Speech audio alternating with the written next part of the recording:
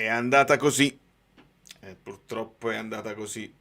E non lo so, più il rammarico perché qualcuno diceva se il Como vince è ancora peggio perché dovevamo fare o non fare. Secondo me almeno abbiamo preso anche un punto sul Como. Non so.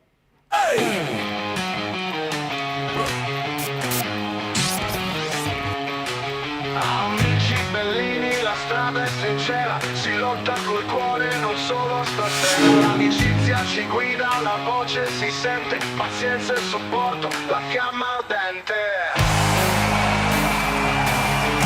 Le Loriane, mediano speciale, bellissimo eroe, dal coraggio leale. Senza di lui non sappiamo star bene, è il nostro pilastro. Allora, non molliamo la zona Champions, assolutamente, non molliamo proprio nulla. Io Conte l'ho visto, l'ha accusato il colpo, l'ha accusato senza dubbio, un pochino secondo me ci credeva nel poter almeno mettere un po' di pressione. Ha detto anche il sogno continuo, è un sogno legato purtroppo agli errori dell'Inter, cioè devono sbagliare loro le partite perché sennò non ci arrivi. E questo è matematico e lapalissiano. Però è anche normale, cioè per come va il calcio, no? Non è normale non riuscire a vincere due volte andata e ritorno col Parma e resta il rammarico grande. È normale se allarghi the picture, no? Se la guardi zoom out e la guardi da lontano e dici 5 partite vinte consecutive, 6, 7, 12 vittorie, il filotto non fa parte di noi, è difficilissimo, quindi adesso l'hai interrotto, la speranza è che adesso puoi riprendere e consolidare perché ad oggi hai preso un punto sul Milan, un punto sul Como, la Juve è entrata come previsto, insomma. Il previsto oggi è bello, è molto giallo, eh? Indovinato un sacco di cose che ci divertiamo poi sull'altro canale.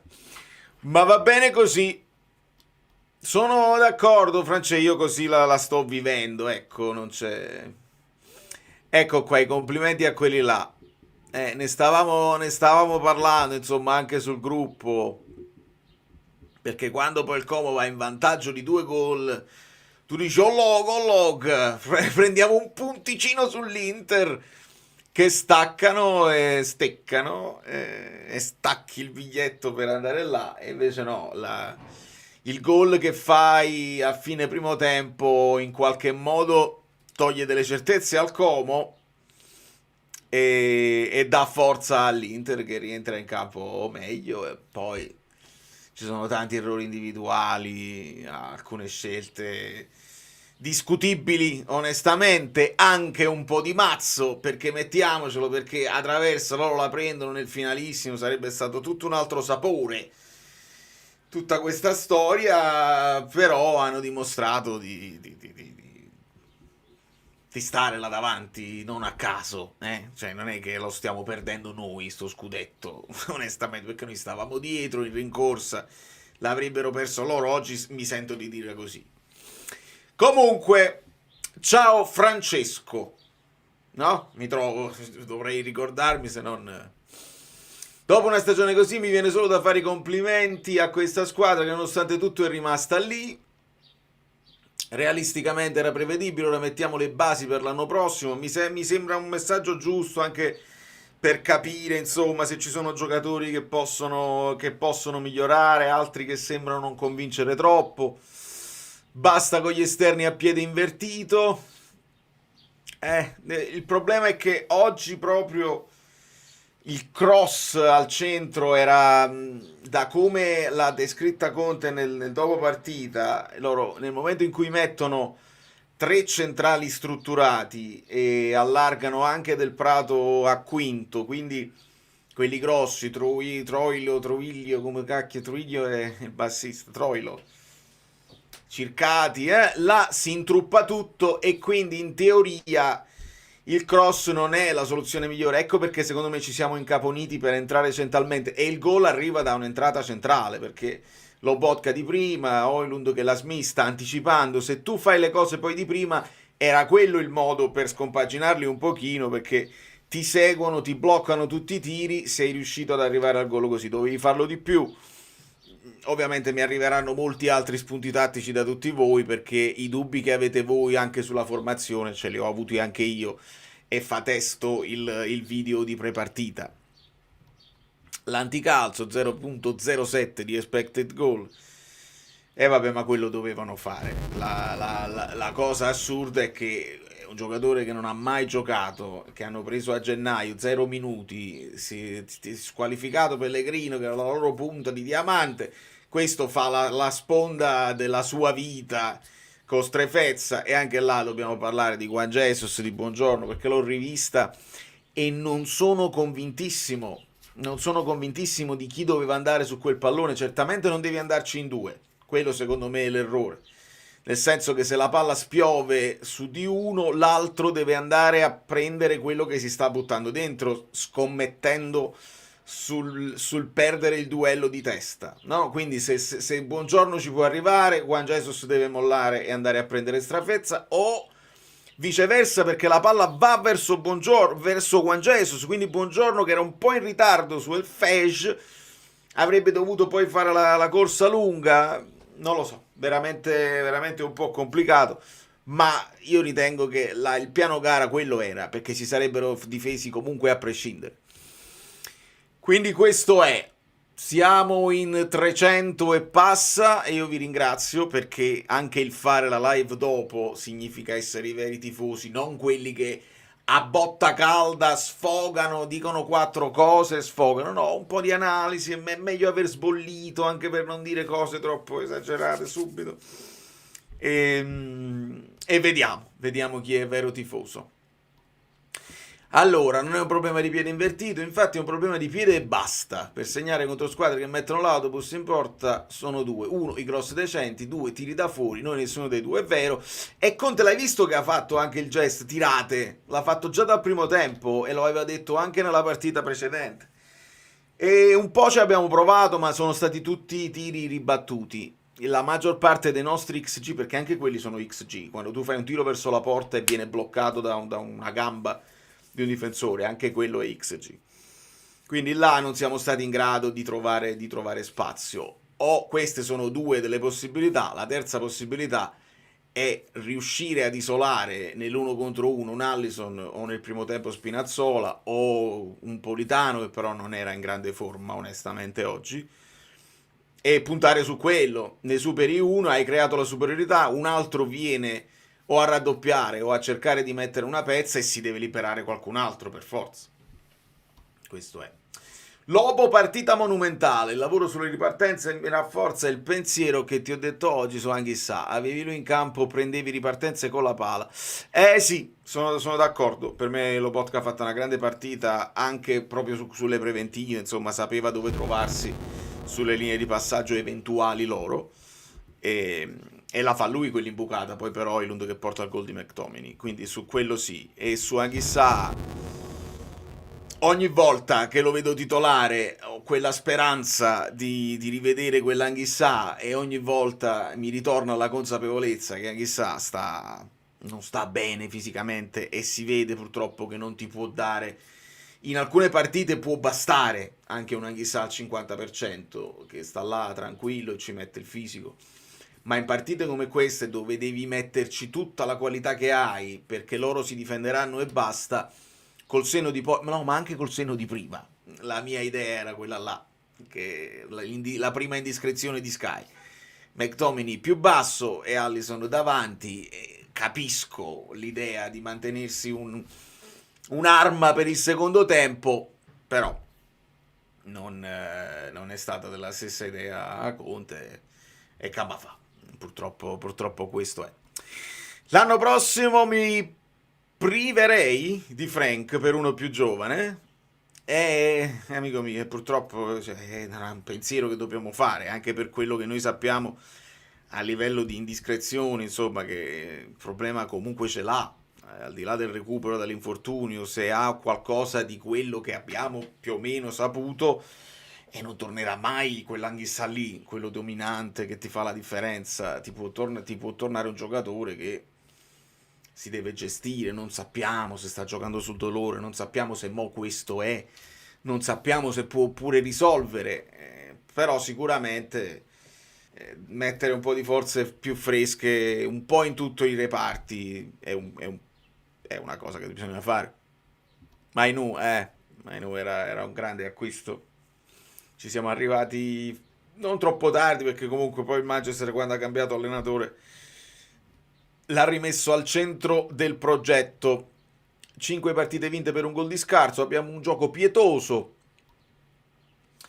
senza dare grandi colpi a nessuno, ma quando non sono brillanti le fasce con Højlund al 100%, non al 100%, questo sì va detto perché si vedeva. Poi non ho capito se ha chiesto lui il cambio, però si vede dalla panchina che indica le gambe come a dire non mi reggono più, se erano influenza, se erano sintomi influenzali, voi l'avete avuto una febbre, no? Quando ti cominciano a fare male le gambe senza alcun motivo, e potrebbe essere questo.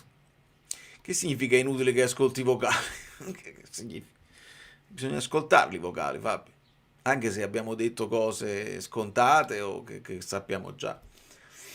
Faccio seguito al mio messaggio. Al di là dell'Inter, oggi abbiamo sbagliato l'approccio a livello mentale. Squadra moscetta e lenta. Elmas e Guti spariti e Alisson regalato ad arma in corso. Relegato.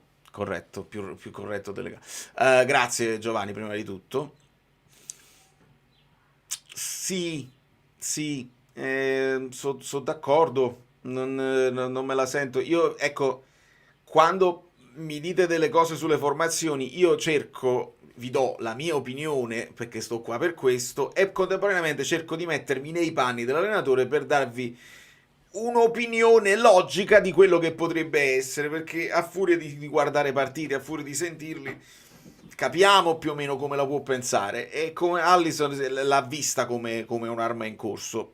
Secondo me Guti e lo stesso Elmas, che poi ha avuto quell'occasione di testa, l'ha presa male, però si era inserito bene. Ecco, quello per esempio è una cosa che abbiamo fatto pochissimo gli inserimenti senza palla a cercare di scompaginare.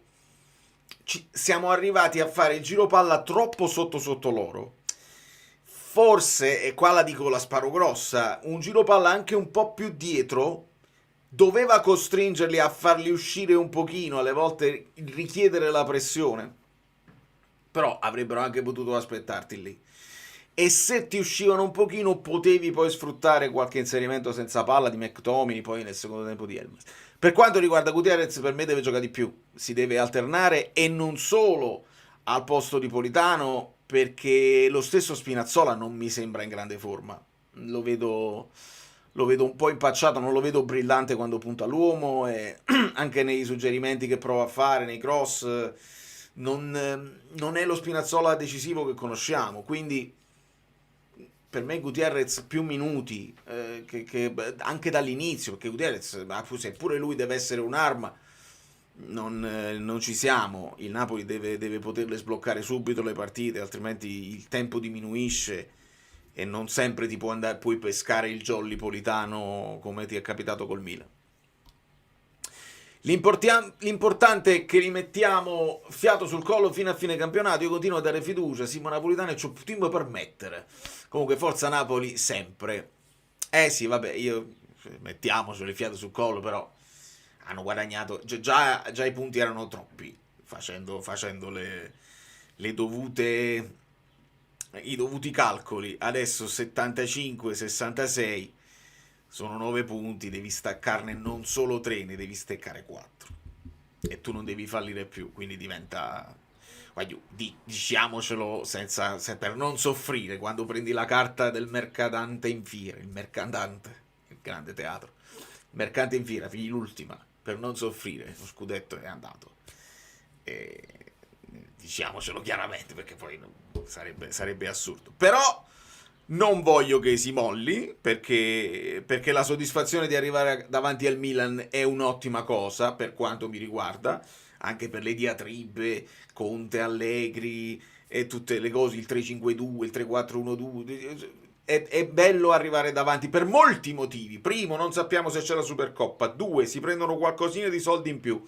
3, voglio arrivare davanti al Milan. 4, aiuto. Cioè, se uno dovesse crollare e mollare, la Juventus che ti sopravanza, eccetera eccetera, il Como, dobbiamo affrontarlo il Como, quindi diventa uno scontro diretto, consolidare assolutamente, senza se e senza ma.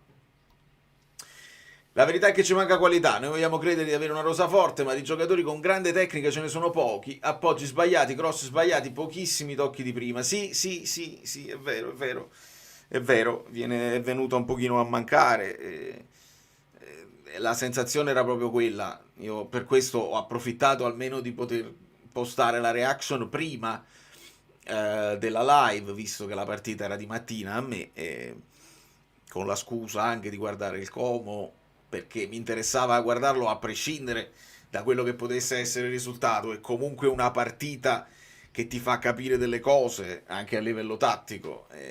Il Como pure ha cambiato un po' impostazione, sembravano quasi giocare a 3.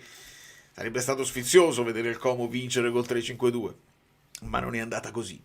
Quindi sì, nella reaction lo dico proprio, dico stiamo sbagliando dei passaggi che sembrano passaggi semplici, quando tiriamo non bene, e quindi allora, isolate Allison, è pazzo. Sì, Allison dimostra, è proprio il suo ruolo, ma non il ruolo come ruolo in campo, cioè proprio quello che deve fare, il suo compito è essere pazzo, è essere quello che ti deve puntare l'uomo, ti deve scompaginare, ti deve creare la superiorità numerica. Lo deve fare. I riscatti di Olo 44, Allison, l'obbligo di Lucca, si arriva a 90 milioni, non vorrei venga sacrificato Elmas con un riscatto. Il fatto di Lucca non lo so se poi è già messo a bilancio oppure no, cioè se già è tuo, perché essendo già tuo, forse lo hai messo al contrario, non lo so, tecnicamente devo controllare. Però la speranza che qualcun altro ci caschi, perché non te lo puoi tenere, mentalmente deve fare un salto di qualità per provare a recuperarlo, veramente difficile. Non lo so, per me è una follia, qualcun altro mi chiedeva sul riscatto di Elmas, per me sarebbe una follia non farlo, non riscattarlo, perché non sono molti i giocatori che ti possono coprire così tanti ruoli a quel prezzo senza rischiare, non lo so come va col nuovo ambiente, non lo so, non rischi niente, sai quello che ti può dare ed è se non ci vuoi puntare come titolare perché abbiamo grandi obiettivi, va benissimo anche come comprimario e credo che lui anche lo accetti. Qua sale, siamo a meno 9 dall'Inter e più 8 dalla quinta. Questa giornata chiude per noi lotta scudetto e Champions, ma io ci tengo a 6 arrivare secondo. Allora, condivido il tenerci a 6 arrivare secondo. L'unica differenza, oltre al fatto che è un punto in più, quindi il più 9 costringe a guardare 4 partite da sbagliare per l'Inter, e il più 8 sono 3 partite da sbagliare per noi. La differenza è che noi dobbiamo giocare col Como, quindi c'è lo scontro diretto dove in una partita sola se stecchi perdi 3 punti e ti danno e recuperano 3 punti, quindi diventano il più 8 può diventare immediatamente un più 5 se sbagli quella partita là, però poi devono succedere una serie di altre cose. Non voglio mettermi a fare quella attenzione, no, perché siamo saldamente secondi, però non dobbiamo assolutamente mollare. E il discorso della Supercoppa, attendiamo notizie perché le ultime cose che ci avevano detto non si sa se vogliono cambiare di nuovo la formula, ritornare alla partita secca, se forse alla rabbia, perché se la dobbiamo giocare sempre in Arabia dobbiamo sperare che loro siano interessati alla competizione, se no non giocano i soldi per fare questa trasferta assurda. Lo fai il quadrangolare anche se lo fai in Italia? Non ce l'hanno spiegata questa cosa qua. Nel frattempo è bene fare il nostro dovere nel caso in cui sarebbe clamoroso che poi tu arrivi terzo per esempio. No, facciamo sempre a 4 perché è comunque un trofeo che come vedete puoi giocare e vincere. Una cosa che sto notando è che i passaggi che facciamo sono molto lenti, non spostano niente, solo Scott mi sembra quello che la dà con più velocità.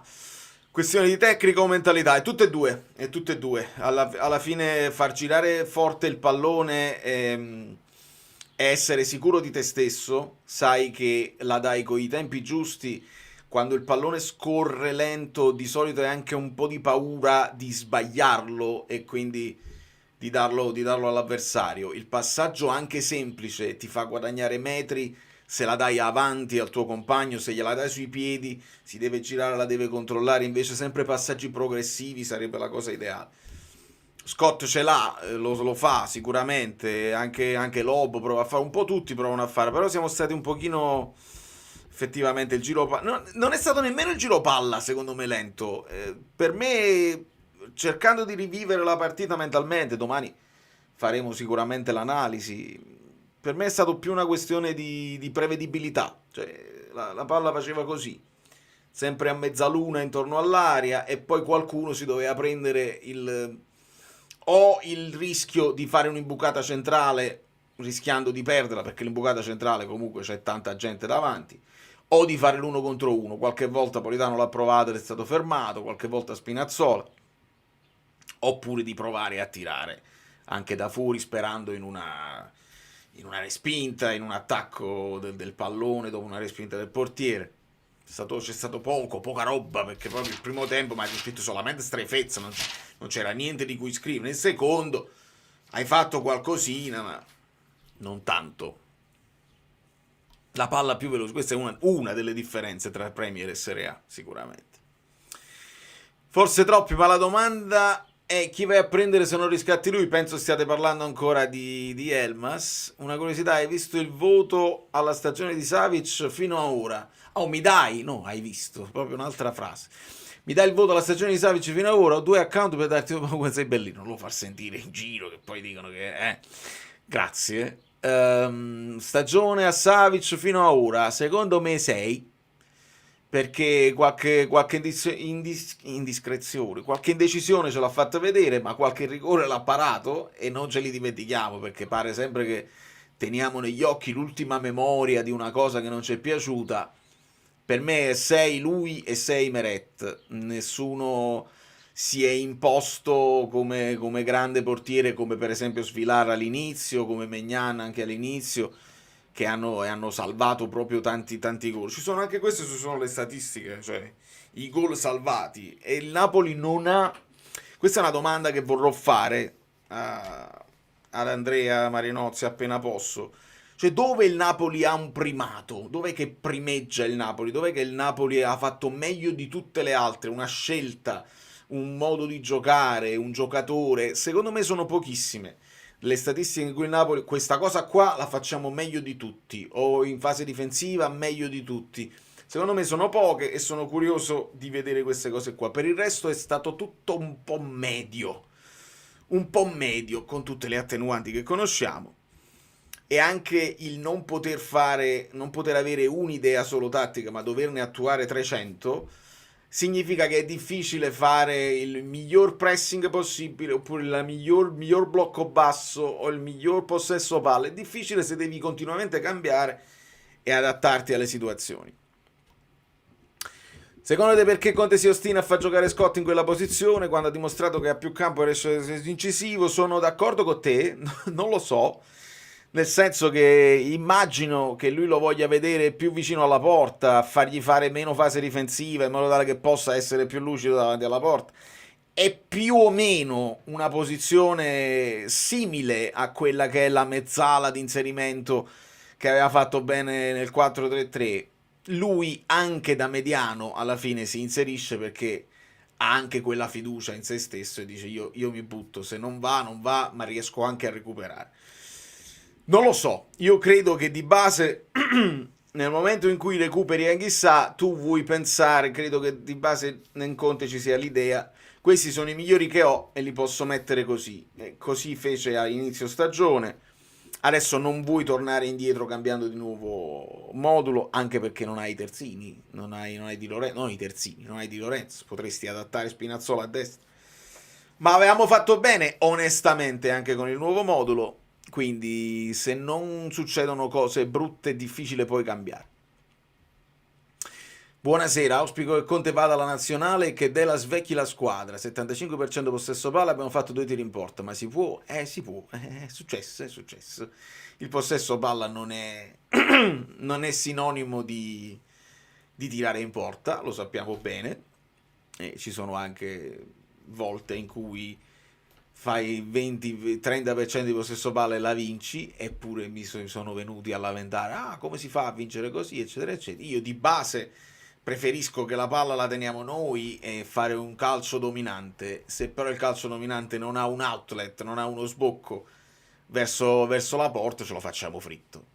Tu auspichi che Conte vada in nazionale, io auspico che Conte resti con noi almeno l'anno prossimo per completare il ciclo, per dare un senso al progetto e a come il progetto si doveva sviluppare nella testa, perché ci sarà stata una programmazione quando firmi con Conte per 3 anni. Quindi io mi auspico questo, Conte alla nazionale non avrebbe senso per lui, secondo me. Cioè, ti vai a prendere la nazionale, non c'è manco il mondiale dietro l'angolo, devi stare poi 4 anni in nazionale per fare il mondiale, così. Che Dela svecchi la squadra è sicuramente un auspicio che condivido. Non si dice outlet?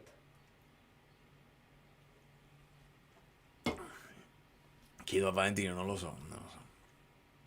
Vi chiedo come sia possibile impostare una stagione con 4 centrocampisti in campo e un attaccante quando in Europa si va verso una direzione completamente diversa. Ma non era così che si era impostata la stagione. La stagione si era impostata che Lang doveva essere un giocatore che ti poteva far sviluppare anche sulle fasce e sugli esterni così, e non è andata. Un attaccante è perché Lucca doveva darti la possibilità di far rifiatare Højlund nel momento in cui Lukaku non c'era più. Lukaku poi ha deciso che, non lo so se è una scelta sua di rottura oppure comunque infortunato, quindi sei rimasto solo con uno, è arrivato Giovane che insomma si sta adattando a fare la prima punta ma non lo sembra, e ripeto, i 4 centrocampisti che mo sembrano il male come al solito. Comunque noi l'abbiamo fatta questi punti, no? Non è che ci sono squadre che stanno più inguaiate di noi, però va bene, non vi convincono, come non convincono a me.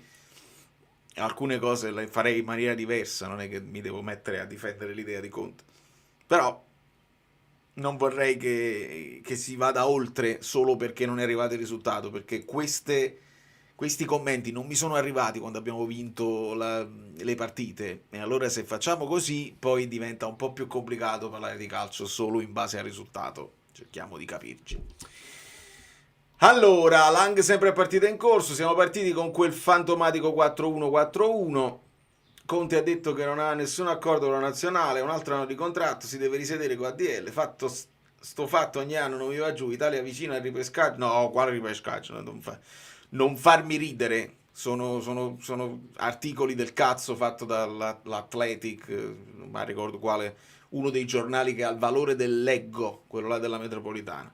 Non c'è nessun valore di queste cose sul ripescaggio, assolutamente. Sarebbe anche ridicolo, se fossero vere sarebbe ridicolissimo, perché poi non è un ripescaggio che ti prendono e ti vanno. Ho letto pure io il playoff con l'Arabia, con una squadra. No, non funziona così, e non funziona così anche a livello di regolamenti. Se levano l'Iran devono pigliare un'altra squadra di quelle zone là, non vi preoccupate proprio. Il fatto che Conte abbia detto non ho nessun accordo, l'ho letto anche quello, e ha aggiunto anche non twistate le mie parole perché altrimenti non parlo più, e d'altra parte questo è l'andazzo e lo sapevamo, e quindi capisco quello che dici invece sul fatto che ogni anno devi rivederti eccetera eccetera. È un discorso che ti fa stare un pochino sulla corda e non ti senti sicuro. Però io credo che la differenza sia che Conte lo dice apertamente e invece gli altri o se ne vanno all'ultimo a tutto o all'intrasatto, è più o meno così dappertutto. Però mi rendo conto, uno vorrebbe stare tranquillo e dire ce l'abbiamo il contratto, ma avevamo il contratto pure con Spalletti e comunque si era chiusa la storia, quindi tranquilli, i valori dei contratti io non ci sto mai. Non leggete la qualunque riguardo, ecco qua, infatti ogni volta. Le migliori partite abbiamo fatto con Lobo McTominay a centrocampo e con Elmas Neres Vergara. Forse i Fab Force non sono compatibili, può essere pure che non siano compatibili. A me, come caratteristiche, come si è sviluppato con questo modulo, con questo sistema di gioco, Lobby e McTominay mi sono piaciuti tantissimo, e Elmas, Neres, Vergara rappresentano proprio un mix perfetto di applicazione, di fantasia, di sviluppo di gioco e di tecnica. Quindi è proprio esattamente quello che mi piaceva. Poi vuoi togliere Elmas e ci vuoi mettere Allison. Allison si sposta un po' più sull'esterno, quindi non è proprio un trequartista, non è proprio un 10, è un esterno a tutti gli effetti, quindi spinge poi l'eventuale quarto o quinto di sinistra a stare un po' più interno. Si fa tranquillamente, ha funzionato alla grande. Quindi sì, purtroppo hai perso quello che significava il lavoro che faceva Vergara o Neres prima vicino a Højlund, che era un lavoro anche di attacco alla profondità, di scambi di prima che ti permettevano poi di lavorare in un certo modo il pallone. Adesso ci hai messo De Bruyne là. De Bruyne là, anche a me sulla carta mi sembrava una cosa logica, più vicino alla porta, più possibilità dell'ultimo passaggio, la possibilità che possa tirare ad un certo punto, prima o poi tirerà, in porta anche lui. E ricordo invece le critiche a Conte, dice: ma come fai a mettere De Bruyne troppo vicino all'Obotka invece di metterlo vicino alla porta? Abbiamo visto che invece vicino alla porta forse funziona meglio un Vergara, che pure hai perso per infortunio ed è sparito dalla circolazione, non abbiamo notizie.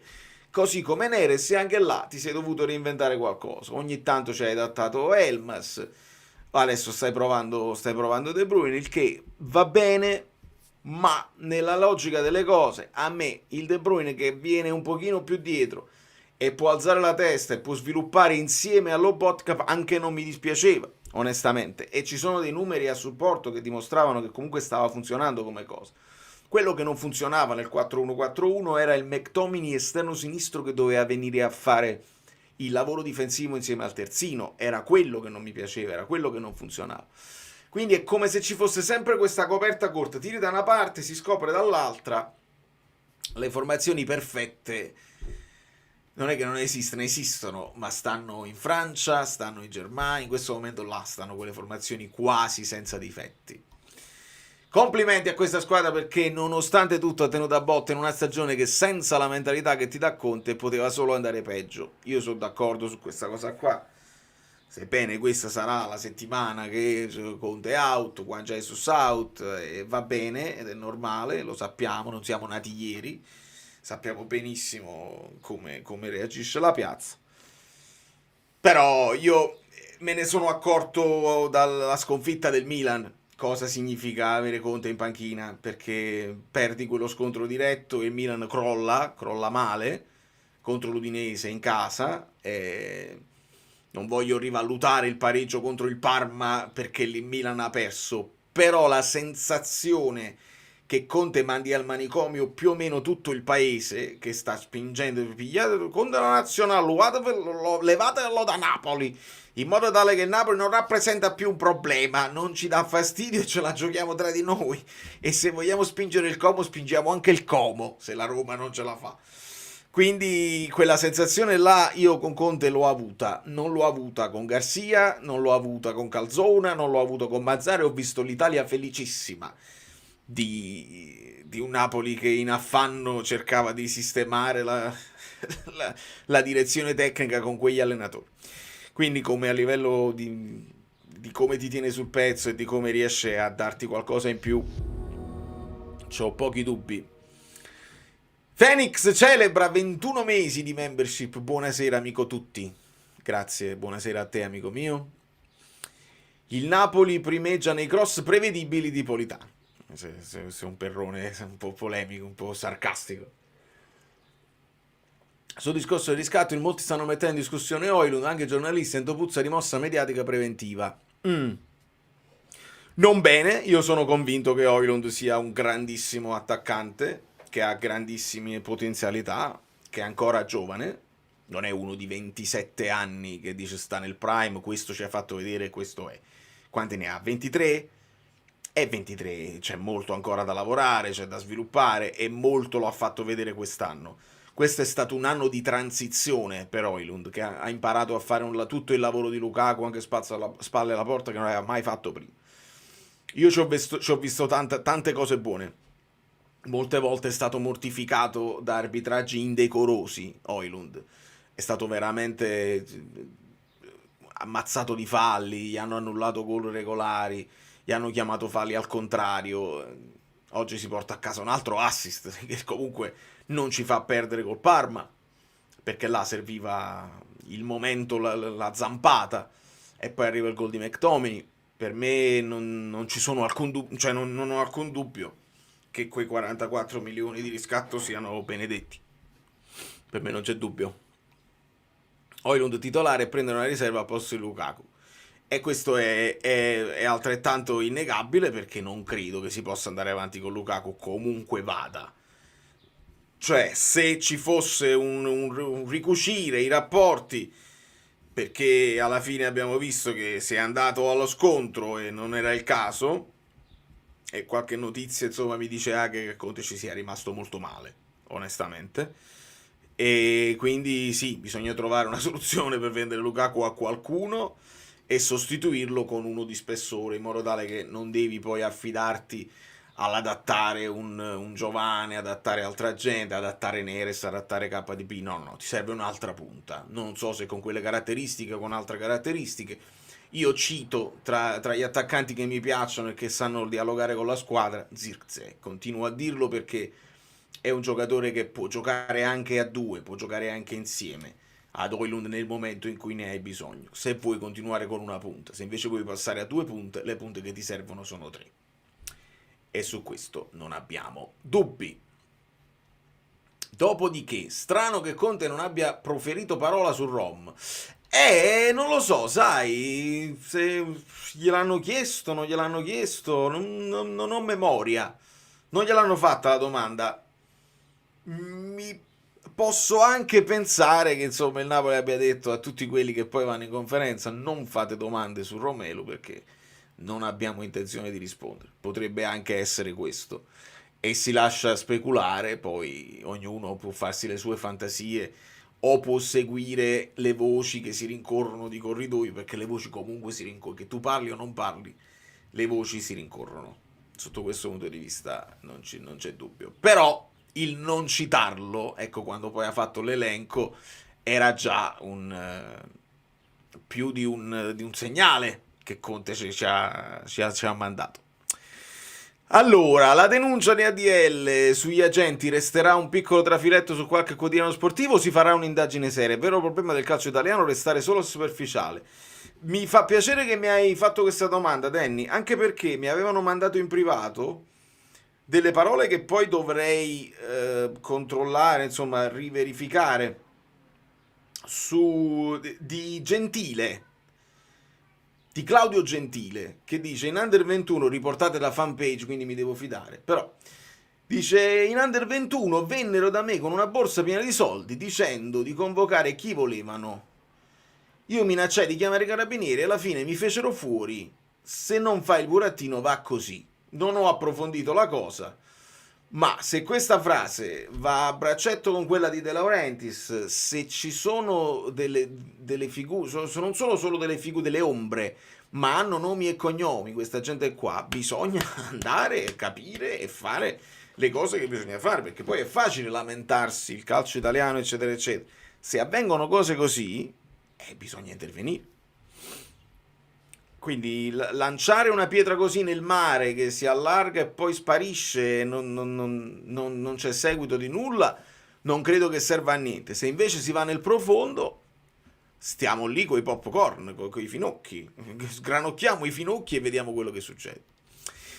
Il campo di JJ, scelta tecnica o per l'errore? In effetti, chiedendo ai braccetti di salire, Beukema sul piede dritto poteva farlo più facilmente, potendo mettere anche il cross con il destro. Questa era la mia idea, Valentina, nel senso, me la sono spiegata così. Credo anche che Conte l'abbia visto nervoso. Non so se hai notato, insomma, quelle scaramucce con Strefezza, due brasiliani che magari di un quartiere opposto all'altro, non lo so, ma stavano beccando, quindi conoscendo anche come viene trattato Juan Jesus a livello di cartellini, forse ha voluto evitare che si nervosisse di più, anche perché non dovevamo innervosirci, dovevamo proprio evitare qualsiasi tipo di rissa e di provocazione, dovevamo avere il pallone e giocare più minuti possibili, mentre invece se la metti sul nervosismo fai il gioco loro, il gioco si spezzetta, si perde ancora più tempo e non era il caso. Quindi probabilmente c'è un misto di tutte e due le cose. L'avere un destro che può in teoria fare le veci del terzino destro quando stai sviluppando da quella zona e quindi portarsi in avanti, e se deve fare come è successo con Olivera, perché Olivera da braccetto sinistro fa quell'inserimento centrale e arriva il cross per Politano e il Milan comunque si difendeva come il Parma in quel momento. Quindi l'idea che anche Beughen potesse fare questo poteva essere un'ulteriore possibilità tattica, che poi non ha funzionato, ma è entrato abbastanza bene Beughen. Zirkzee, palestra, è un difensore degno di sostituire JJ, che da quanto ho capito non ha voglia di rinnovare. Per l'anno prossimo secondo me il grosso è fatto. Vabbè, se arrivassero quei due, mi vedi in brodo di giuggiolo e già sventolare il quinto, non perché significano scudetto sicuro, ma significherebbero due dei miei giocatori preferiti, e che se tu di base, poi devi vedere che effetto hanno sulla tua squadra, ma di base sono due che mi piacciono e quindi sventolo. Faccio tipo i romanisti ogni estate che sventolano lo scudetto dell'estate e poi vanno male. E comunque, come disse Fabio Versatile una volta, casomai uscissero Pagagne, le curve, capisci, a me è meglio essere secondi in caso di non ho detto niente. Niente stiamo dicendo, assolutamente. Però anche questo è un altro dei motivi, se ce ne fosse bisogno di un altro, per non mollare e per stare lì. Poi internamente queste cose loro le sanno, quindi se vediamo che il Napoli ci tiene al secondo posto e non crolliamo, può essere anche che ci sia un serpentello che spiffera questa cosa qua. Ciao Stefanuk, forse troppo figurati. Secondo te l'Inter ha vinto lo scudetto oggi o ci sta qualche minima chance? No, non è che ti ho risposto tipo una decina di minuti fa. Wow, già stiamo a 40 minuti, devo ascoltare i vocali. No, sì, non lo so se l'ha vinto oggi o se l'ha vinto la volta scorsa battendo la Roma, ma insomma la distanza è troppo ampia al momento per quanto mi riguarda. Spostiamoci perché poi i vocali diventano importanti, importantissimi, e possiamo partire da qui. Si sente? Quindi niente, abbiamo preso il gol al primo minuto e questo non si poteva fare di meglio, evidentemente. Questi hanno messo 2 pullman davanti alla porta. Onore a loro, e noi forse siamo stati un po' leziosi, e poi oggi Juan Jesus si è avvilito dopo il primo gol.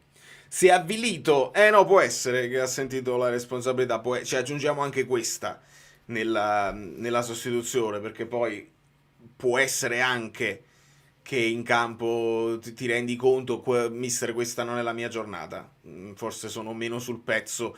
Sarebbe addirittura ancora più da apprezzare se addirittura Juan Jesus stesso abbia chiesto al mister di toglierlo, dice oggi non ci sono, avrei dovuto non saltare di testa, avrei dovuto seguire Strefezza. Poi uno che ha l'esperienza, insomma, e che è comunque un leader dello spogliatoio, potrebbe anche dirtela una cosa del genere, non si crea nessun problema, anzi un allenatore apprezza che tu vuoi giocare per forza per riprenderti dall'errore, potrebbe anche essere questo.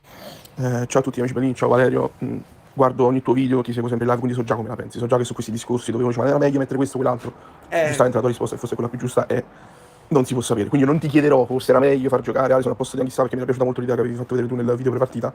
Però già te l'ho detto io, comunque. Quindi ti faccio una domanda diversa, non hai avuto tu, anche in questa partita per l'ennesima volta, la sensazione che partire in un modo diverso nel primo tempo ci avrebbe aiutato a chiudere la partita prima? Cioè non è l'ennesimo primo tempo dove si ha la sensazione che quel poco in più che si potrebbe fare ci avrebbe aiutato a sbloccare o a fare meglio, ci avrebbe dato quel pizzico magari per ammazzare le partite già da subito, perché succede che a volte una partita venga ammazzata da subito. Perché io capisco il discorso del tenersi l'arma segreta in tasca, e va benissimo, avere quel ricambio nel secondo tempo cambia le partite, ma se le partite le metti in modo che non debbano cambiare, le imposti subito all'inizio, non è l'ennesima volta in cui si è avuta questa sensazione? Vabbè, detto questo, comunque sono felice, lo stesso, il secondo posto per me è importante. Sì, ma infatti ricordati la premessa che comincia dall'anno scorso, il Napoli parte forte. Cioè io sono convinto che Conte abbia nello spogliatoio, nella lavagnetta, partire forte e fare 2 gol, perché il Napoli più volte è andato in vantaggio nelle ultime partite, anche subito, quindi con grande approccio, e poi magari ti sei ritratto un attimo e non sei riuscito a fare l'1-2 che chiude la partita. 1-2 non chiude la partita, sono 3 gol, chiude la partita. Io questa frase di Spalletti me la ricorderò sempre. Però il partire forte sono sicuro che è una richiesta di Conte. Sei partito malissimo, sei partito moscio, sei partito distratto, sei partito che sei sfortunato, sei partito che sono stati più bravi loro. Ma nel momento in cui la partita si mette in salita, hai comunque tutto il tempo per rimetterla in piedi. Io sul discorso di Alisson non ti posso negare, posso capire qual è il discorso che può fare Conte nella sua mente, ma sono d'accordo che avrei voluto già l'arma segreta subito in campo, perché è un'arma specifica che ne abbiamo una sola. Se avessimo Neres, se avessimo Vergara, se avessimo Alisson tutti insieme, allora tu uno te lo conservi e uno lo fai giocare. In questo momento si è scelto così. Con il Milan è andata bene, questa scelta ha funzionato, perché lo metti, scompagina, vinci la partita e va bene. Oggi non è andata bene perché non solo te l'avevano sbloccata loro, ma poi troppo in salita, loro si sono chiusi sempre di più. E quindi così. Quindi il partire forte, non sono solo d'accordo io, ma penso che è d'accordo pure Conte con te. Ciao Vale, io partirei dicendo che il filotto fino a fine campionato onestamente era, diciamo, calcisticamente improbabile. Secondo me il discorso di Alisson dall'inizio lascia il tempo che trova, perché probabilmente con un gol preso così presto, vuoi o non vuoi, il piano gara ti salta. Non che il Parma avesse in mente di fare qualcosa di molto diverso da quello che ha fatto, per carità, però secondo me trova difficoltà anche con Alisson dall'inizio preso quel gol, perché comunque il problema non era tanto avere chi ti saltava l'uomo, ma il problema è che tu sulla fascia la devi sovraccaricare, perché altrimenti comunque Alisson molto spesso è rimasto isolato e l'uomo non l'ha saltato, tant'è vero che poi il gol di McTominay è arrivato centralmente, non siamo passati da Alisson. Certo, sicuramente impensierisci di più la difesa avversaria, su questo non c'è dubbio. Dispiace per l'errore di JJ, perché onestamente là diciamo il fage era di Buongiorno, e quindi JJ avrebbe dovuto seguire strefezza o quantomeno coprire il campo dietro, quindi arriverà di nuovo altra cacca su JJ. È arrivato e già. niente, secondo tempo un pochino meglio tutti, rumorissimi, meglio tutti, però poca roba oggettivamente, cioè non siamo stati in grado di creare comunque molto anche nel secondo tempo, quindi onestamente il risultato direi giusto così. Niente, non abbiamo creato non solo molto, ma niente. Buonasera a tutti amici bellini, amiche belline. Aspetta Daniele, no, siamo d'accordo, non c'è altro da aggiungere al riguardo, che poi l'imbucata centrale era una delle idee, ne abbiamo parlato. Quanto manca Capitan Dilo, che con i suoi inserimenti da braccetto creava molti pericoli e faceva funzionare di più la fascia destra. Aggiungiamoci anche, perché noi ci siamo molto concentrati sulla mancanza di De Bruyne, su quando è mancato McTominay, perché sono gli outlet, no? Senti, ma outlet si usa, non è solo l'outlet dove vendono i panni a poco prezzo, si usa come frase outlet, aiutate. Ma Di Lorenzo, Neres, non è poco fare a me. Oggi hai visto che l'Inter l'ha risolto con Dumfries, se non gestiva Dumfries non lo so. Quindi sì, alcuni così. Sebbene, e ripetiamolo, da braccetto non mi faceva impazzire, perché difensivamente però significa uno in più che si butta con fiducia, che si deve fare la sovrapposizione, te la fa, e c'è come si dice, quell'intesa con Politano a occhi chiusi, che forse fa giocare meglio anche Politano, la presenza di Lorenzo, che Politano poi, se lo isoli nell'uno contro uno, 1 su 10 ti supera l'uomo, le altre volte ha bisogno di una sovrapposizione, almeno per... Sì, manca assai. Allora, commento a caldo. Abbiamo giocato contro una squadra che non è una squadra di calcio, ma di marinari. Non si può vedere questo nel calcio. Adesso viene anche premiato Strefezza come migliore in campo. Per carità, un gol anche fatto bene, per carità, non si discute questo, ma non si può vedere una squadra di Serie A giocare in questo modo, con il bus davanti alla difesa, cioè non è accettabile. E noi siamo stati poco abili nel primo tempo a mettere dei cross precisi, abbiamo creato pressione e loro come al solito ci hanno aspettato in area di rigore, ma per il resto pochissimo da dire. Io non sono d'accordo con gli amici bellini, per me Alisson è entrato nel secondo tempo e Conte ha fatto bene a farlo entrare in quel momento, perché per me il giocatore Alisson in questo momento è uno spaccapartite, quindi viene utilizzato nel momento del bisogno, quando c'è grande difficoltà. Il giocatore che più non ha reso è stato secondo me Anguissà, scusate, perché purtroppo è ancora convalescente, evidentemente non è ancora rientrato in ritmo proprio partita, e per me Conte non ha sbagliato proprio niente. Io sono a favore di Conte in questa partita. Le scelte sono state giustissime, la partita l'abbiamo giocata bene, io non posso dire niente sui ragazzi. L'unica cosa è che me la posso prendere con l'anticalcio parmense, che come al solito ci hanno rubato anche quest'anno 4 punti. E va bene così, almeno abbiamo fatto un punticino in più e ci mette a 6 punti dall'Inter. Adesso l'Inter deve vincere stasera, quindi dobbiamo ancora aspettare. Ha vinto, quindi perché questi sono i vocali che arrivano prima del... Io poi vi chiedo anche a voi che siete in chat in questo momento, prima di tutto se avete lasciato il like, perché mi sembra che bisogna farlo, non ci ripetiamo. Avete più il rammarico di non aver vinto? No, perché poi se avesse vinto il Como, ecco la domanda è quella, perché per come si stava mettendo io sentivo più la freva di non aver battuto il Parma con la vittoria del Como. Invece con la vittoria dell'Inter c'è stato un po' di rilassamento, vabbè, allora ok, abbiamo perso, sta a posto, quindi non ci dovevamo nemmeno illudere. Questa è una domanda che si può fare. E va bene Daniele, io ti ripeto, questo è il discorso che può aver fatto anche Conte. Mi sta bene che una volta funziona, una volta no. Io ripeto, e lo so che è difficile da accettare, però dopo 5 partite vittorie consecutive, 6, 7, 8, 9, in qualche modo il calcio ti porta il conto. E questo discorso che fa Fabio secondo me è corretto, anche per spiegarti il fatto che non si possono fare dei filotti dove tu vinci tutte le partite. Gli infortuni li stiamo pagando in condizione atletica, non sempre al top, che in partite come questo fa una differenza netta. Perché alcuni giocatori, anche quelli che non si sono infortunati lungamente, hanno dovuto premere sull'acceleratore e fare gli straordinari senza avere mai modo di rifiatare, di togliersi una trentina di minuti dalle gambe in ogni partita. E che cosa perdi quando sei un pochino più in affanno? Perdi proprio quello che chiamano la brillantezza, che ti permette in un momento decisivo di scappare dall'avversario, quel centimetro in più arrivare prima. E questa è sicuramente un'altra delle cose che vanno tenute presenti. C'è il Tore, Falanga. Peccato il gol regalato al primo per una vera minchiata. Questa te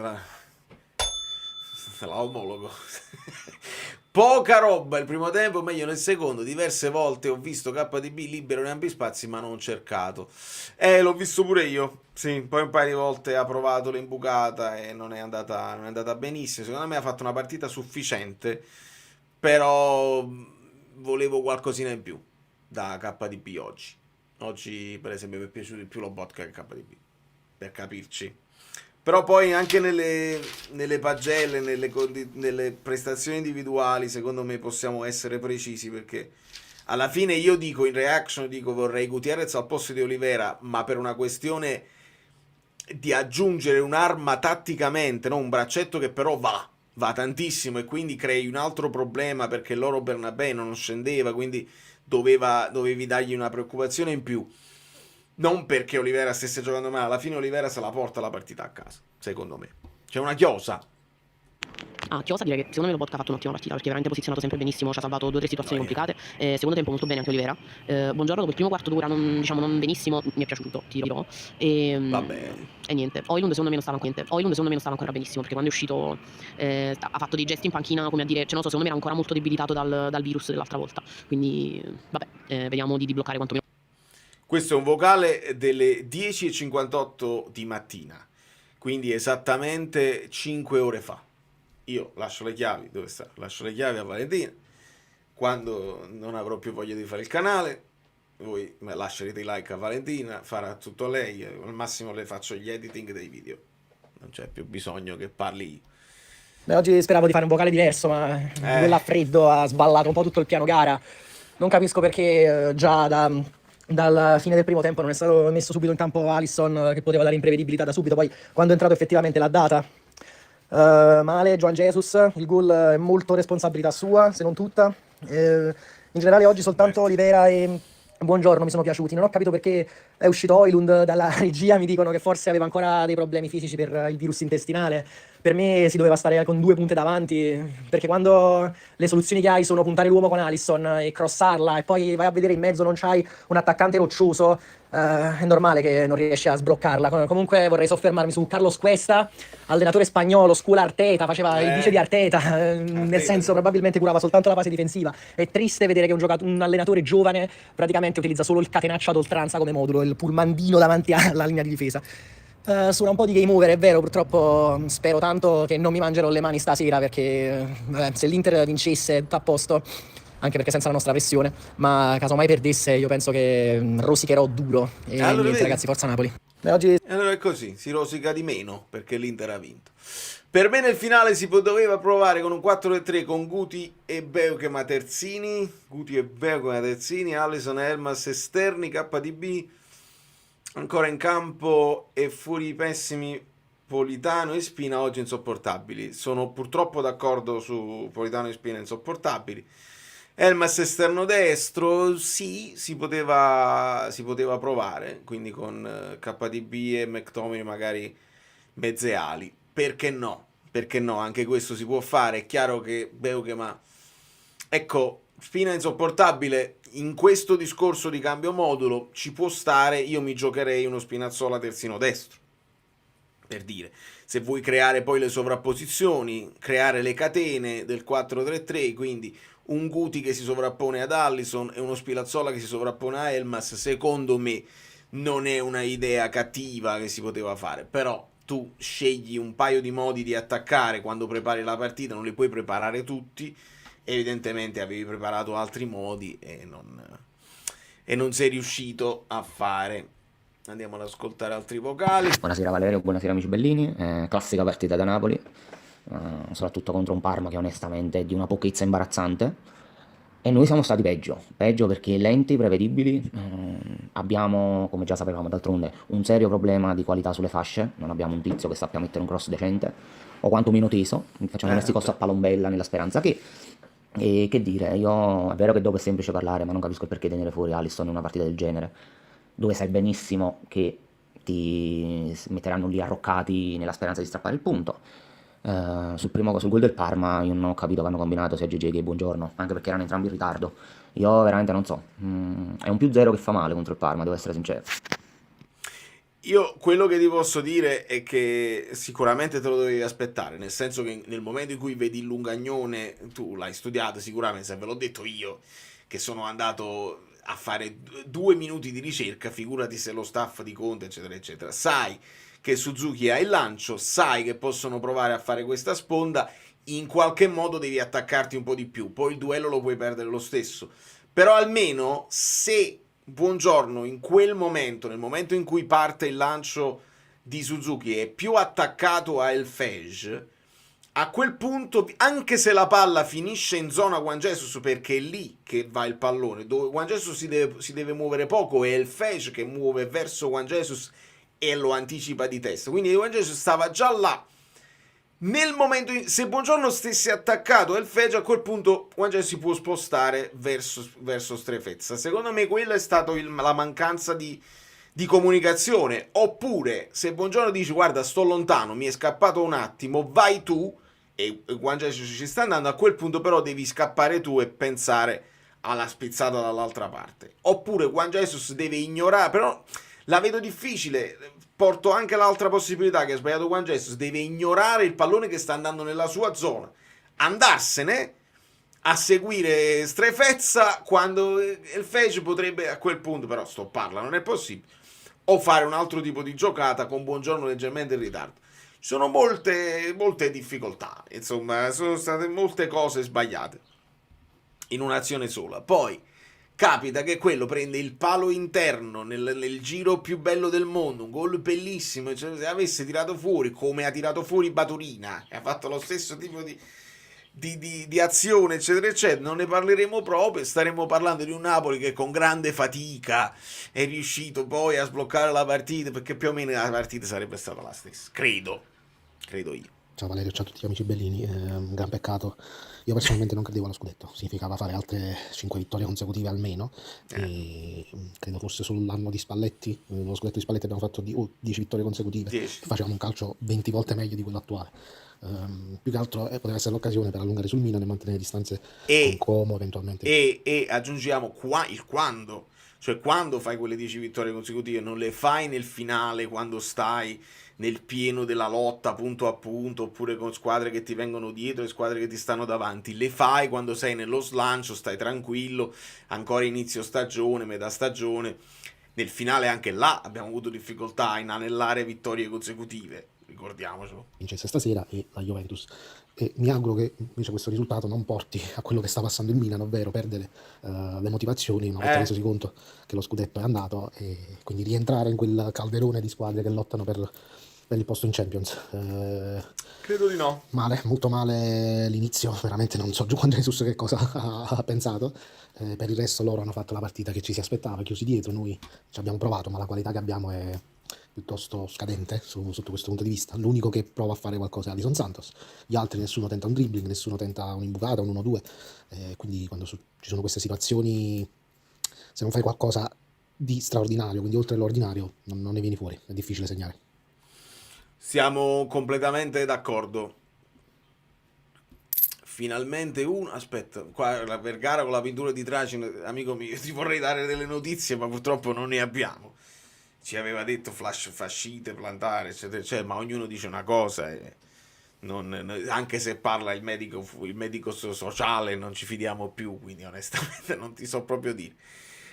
Devo ringraziare Giancarlo Folle completamente con una super chat arancione di ben oltre il valore che dovrebbe avere una mia risposta, e ringrazio. Secondo me da qualche partita Conte ha scelto di partire senza strappi per poi spingere dal 70°, forse una riflessione sullo stato fisico, e questo sta portando meno infortuni. Addirittura Alisson Conte lo conosce meglio. Questo è un altro spunto che è importante, perché noi la facciamo facile. C'è stato pure un momento in cui ma mi scordavo, ma per fortuna ci siete voi che potete rendere completa la discussione. Vedete che bello che è la discussione con gente che poi si mette là invece di sparare la sentenza. Ma può essere che, perché anche su Alisson ci avevano detto a un certo punto che non era al meglio, e che ci siamo spiegati il non essere al meglio, il non partire da titolare in un paio di occasioni, poi lo metti, vedi che fa il no look, diventa decisivo, eccetera eccetera, e ti risolve la partita. Automaticamente noi da tifosi, Alisson deve giocare per forza perché ti risolve la partita. Può essere che tu fai dei calcoli e dici questo non ce l'ha 90 minuti, te lo puoi giocare all'inizio con gli avversari che sono ancora freschi e che ti possono fermare di più, o puoi sperare in una partita in bilico dove poi cali la carta che si può giocare 20 minuti di grande impatto subito al massimo, al 100%, a 1000 all'ora, cosa che forse dall'inizio non puoi fare. Questa è un'altra possibilità, non lo sappiamo. Non lo sappiamo.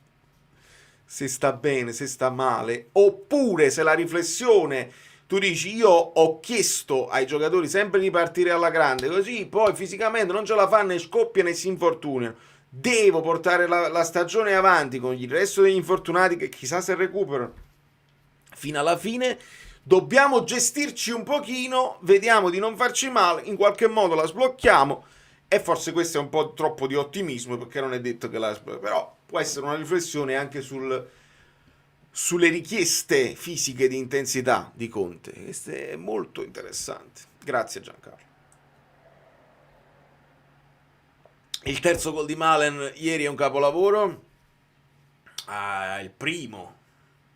Il terzo è un gol proprio di calcetto con la punta di rapina, bello. Primo ancora più bello secondo me, però forte proprio Malen.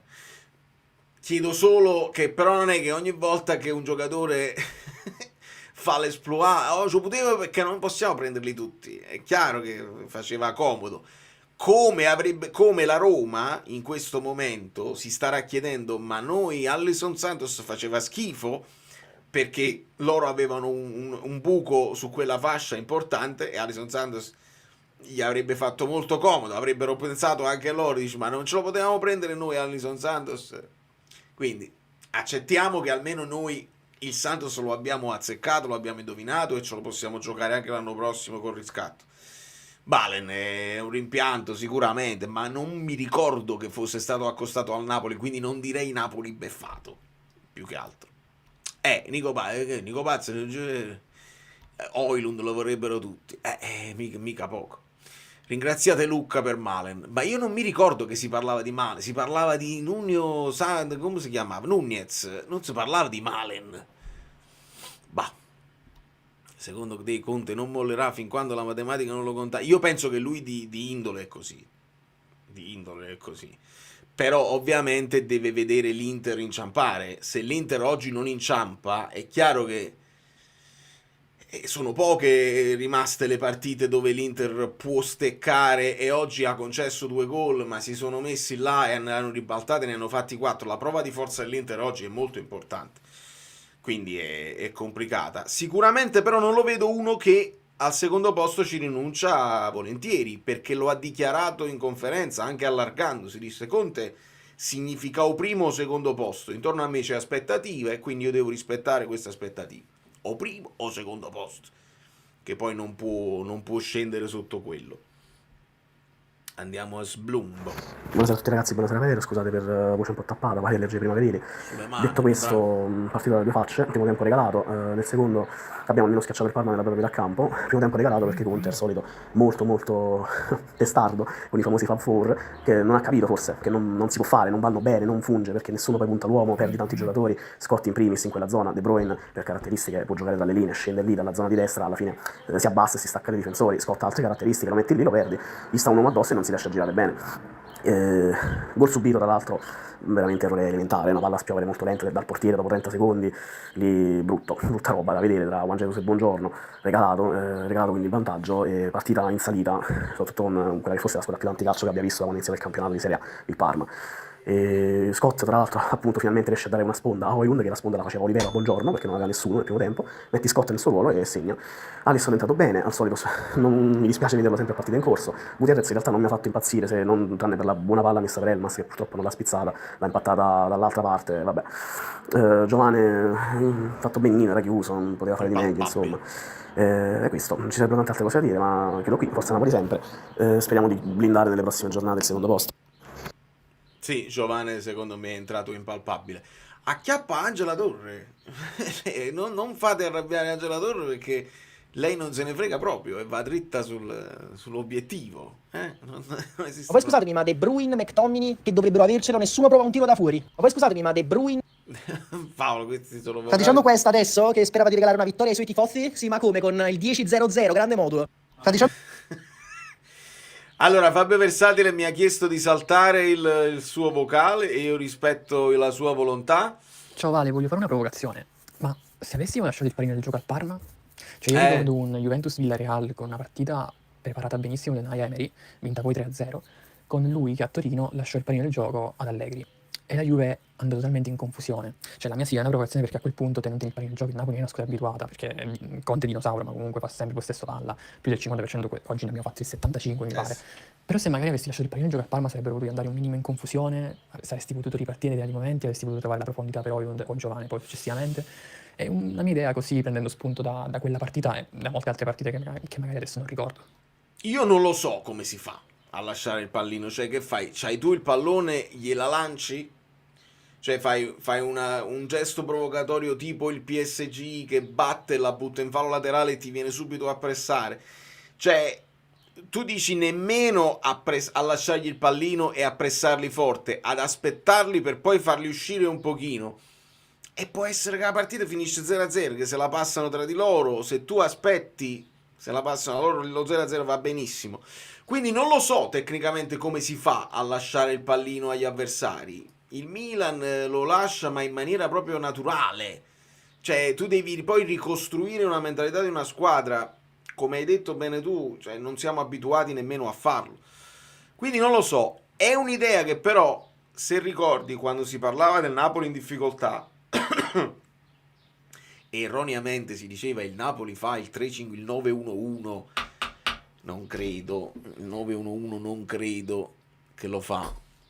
E io dissi proprio il contrario, ma vuoi vedere che invece ti devi mettere a 3 e sfruttare più gli inserimenti quando poi avranno di più il pallone? E così è andata a finire, perché il Napoli passando a 3 poi è migliorato dopo un periodo in cui si giocava comunque a 4 in difesa, si faceva il possibile con Di Lorenzo e con quelli che erano rimasti e stavamo comunque andando in difficoltà. Abbiamo cambiato di nuovo, ha funzionato. Adesso se non funziona di nuovo, però veniamo da 5 vittorie consecutive, cioè devono arrivare un po' di risultati in teoria negativi per poi portarti a dire il modulo non funziona più. Ti hanno letto di nuovo, ti hanno studiato, ti devi inventare qualcos'altro. Un attimo. Però giustamente le perplessità sono comprensibili. Aspetta Roberto, io vorrei un difensore centrale fortissimo. Oggi il più forte che abbiamo è Amir, poi gli altri si equivalgono, non è una cosa positiva. Non si dovrebbero, insomma, Buongiorno doveva fare meglio, doveva fare una migliore riuscita e ti dà sempre la sensazione di sta crescendo, poi fa qualcosa così. Amir è quello che ti dà un pochino più certezza, un po' più tranquillità. Ricordiamo che anche perdere lui significa perdere un po' di sicurezza là dietro e avere anche meno coraggio forse di quei famosi braccetti che si dovrebbero inserire per creare superiorità e non lo riesci a fare perché pensi, non lo so, se dietro stiamo tranquillissimi. Questo è un altro tema. Ciao a tutti amici bellini, ennesima delusione di questa stagione strana. Abbiamo buttato 2 punti, per me l'Inter stasera potrebbe tranquillamente perdere e sentirsi ancora in una botte di ferro per quanto riguarda lo scudetto, quindi noi gli abbiamo messo pressione, ecco. Io non sono d'accordo con chi dice che fare 6 vittorie consecutive è una cosa difficile, non sarebbe stato possibile. Quando il calendario ti mette di fronte a squadre come Cagliari, Lecce, Torino, Verona e Parma, in mezzo il Milan, vabbè, ma vince in casa con il Milan ci sta, una squadra che punta al primo posto in classifica, campione uscente tra l'altro, le fa 6 vittorie consecutive, non è niente di così scandaloso. Per quanto riguarda la partita voglio solo... Hai visto che non le fate? Per questo quando si dice guarda il calendario, qua il Napoli può fare pilota, ti ferma il Parma. Come facciamo a spiegarlo? Cioè, la storia del calcio è più incidente del calendario favorevole che ti porta davanti, perché diventa quasi automatico. Contiamole quante volte il Napoli ha vinto 6 partite consecutive. Contiamole. Ne sono poche, ma non parliamo dell'ultimo, il Napoli di Conte, oppure gli ultimi 2 o 3 anni. Parliamo di tutta la storia del Napoli. Poi ci saranno squadre tipo il Manchester United dell'epoca, il Milan dell'epoca, il Bayern di Monaco degli ultimi anni che vincono 6, 7, 8 partite consecutive, anche di più, anche di... In Italia non è così, nel Napoli non è così, quindi anche se consecutivamente ti arrivano tutte le ultime, il Pisa, il Verona, la Cremonese, il Cagliari, il Parma, così, arriva la partita, uno di queste la stecchi, guarda un po', perché il calcio che è così. È difficile da spiegare, è difficile. Poi acchiappi il Milan e quel filotto che facemmo invece delle 3 partite che battemmo l'Atalanta, la Roma consecutivamente, tutta una serie di squadre forti. E capì? Ecco perché è sfizioso il giochino delle tabelle, no? Qua vinci, qua perdi, eccetera, eccetera, ma non funziona. Abbiamo visto che non funziona mai, proprio mai, incredibile. Vuol dire che non mi è piaciuto affatto Politano, non mi è piaciuta la scelta di metterlo titolare al posto di Gutierrez e avevi inserito Alisson dall'inizio perché lo sai che il Parma gioca mettendo i pullman davanti alla porta e devi avere una squadra più larga, devi sfruttare di più le fasce, far girare il pallone più velocemente e puntare sugli 1 contro 1 per creare superiorità, cosa che pare che Antonio Conte abbia dimenticato. Massima stima sempre per lui, ma mi dispiace oggi non ha messo la miglior formazione in campo, secondo me. E ci sta il discorso di Alisson, come vi ho detto, sono d'accordo con voi. Aspetta, fammi leggere, alterniamo sempre. La grande fesseria che sto ascoltando dai giornalisti post partita è che Conte sta pensando che si è tolto un pensiero. Io penso che Conte sta rosicando enormemente per il risultato. Basta vedere la sua faccia in conferenza. Non era assolutamente rilassato che si è tolto un pensiero. Forse è più Allegri che non deve più insistere, cioè gli chiedono dello scudetto e lui deve rispondere Champions, Champions. Forse è più lui che si toglie un pensiero, anche se è lo stesso Allegri ci credeva, altrimenti non sarebbero crollati con l'Udinese. Ci avevano fatto un pensiero anche loro, è normale, gli allenatori che hanno ambizione lo fanno, ci credono, è giusto che ci credono, e secondo me Conte oggi ha pigliato una brutta botta in testa, perché ci è rimasto male. Buonasera Valerio, purtroppo la partita non è andata benissimo, anzi è andata male, ma ci può stare, io vedo sempre il bicchiere mezzo pieno, abbiamo comunque guadagnato un punto sul Milan, il sogno scudetto secondo me era un sogno, quindi ci siamo svegliati anzitempo, ma prima o poi ci dovevamo svegliare perché era veramente quasi impossibile che si realizzasse la vittoria del quinto scudetto ai danni dell'Inter che ha troppo margine di vantaggio. Niente, io sono un po' preoccupato, deluso dalle parole di Conte della settimana scorsa sull'apertura alla nazionale, non tanto perché Conte punto diciamo possa andare in nazionale, che può essere anche una cosa positiva, dico la verità, ma è il fatto che questo possa aver portato poi dei giocatori a mollare un po' psicologicamente, mentalmente, no? Perché magari pensano, vabbè, l'anno prossimo è probabile che Conte non ci sia, quindi non lo so, non devo dimostrare nulla. Non lo so, questo potrebbe, secondo me, potrebbe portare dei risvolti negativi in questo senso.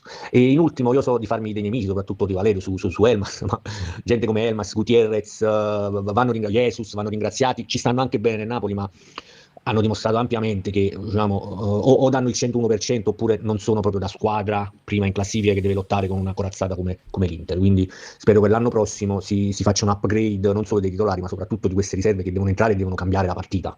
E purtroppo non riescono a farlo. Va bene? Forza Napoli!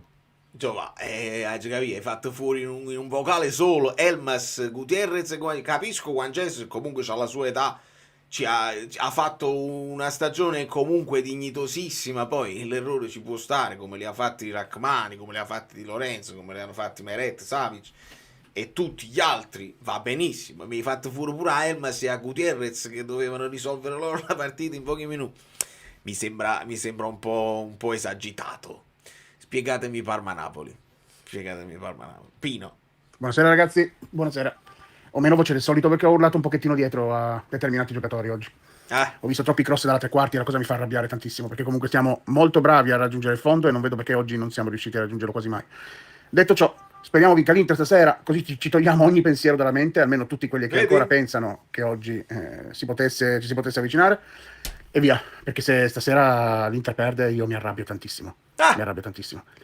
Benino Lavezzi, Benino, però se fai sempre la stessa cosa poi vieni letto. Quindi dai, speriamo che riusciamo a chiudere bene quest'anno, almeno senza infortuni. Non ce la prendiamo con i giocatori, prima o poi ci dovrà succedere, che ci si ferma dopo 5 vittorie. Un saluto a tutti ragazzi. La vedo. Chiudendo... C'è una chiosa, aspetta. Cioè, sempre con tranquillità, caro Valerio. Mi sta venendo lo schifo di guardare i social. Ho dato un'occhiata a due cosine, a parte tutti gli interisti che continuano a offendere, ma a me danno più fastidio i commenti dei napoletani, i tifosi del Napoli, che vanno ancora offendendo Conte, che vanno ancora offendendo JJ, che vanno a dire quello di giocatori di Serie B, quello giocatori di Serie B, quello fa schifo, quello è così. Veramente, mi viene l'acido, mi viene la voglia di non seguire più questo sport, perché per prima cosa bisogna sostenere i ragazzi, perché comunque, visto l'anno passato, non possiamo permetterci di dare addosso a questi ragazzi. Però... Scusa se mi sono allungato. Buona serata. Figurati. Non è che non devi seguire lo sport, non devi seguire quei social, perché tu puoi goderti benissimo. Io lo so, è difficile perché ci vivo sui social e purtroppo è unescapable, cioè non ne puoi sfuggire. E anche per come hanno strutturato il social, no? Una volta tu nella tua timeline vedevi i tuoi amici, quelli che segui, e quelli leggi, che fosse su Twitter, su Instagram, su Facebook, eccetera.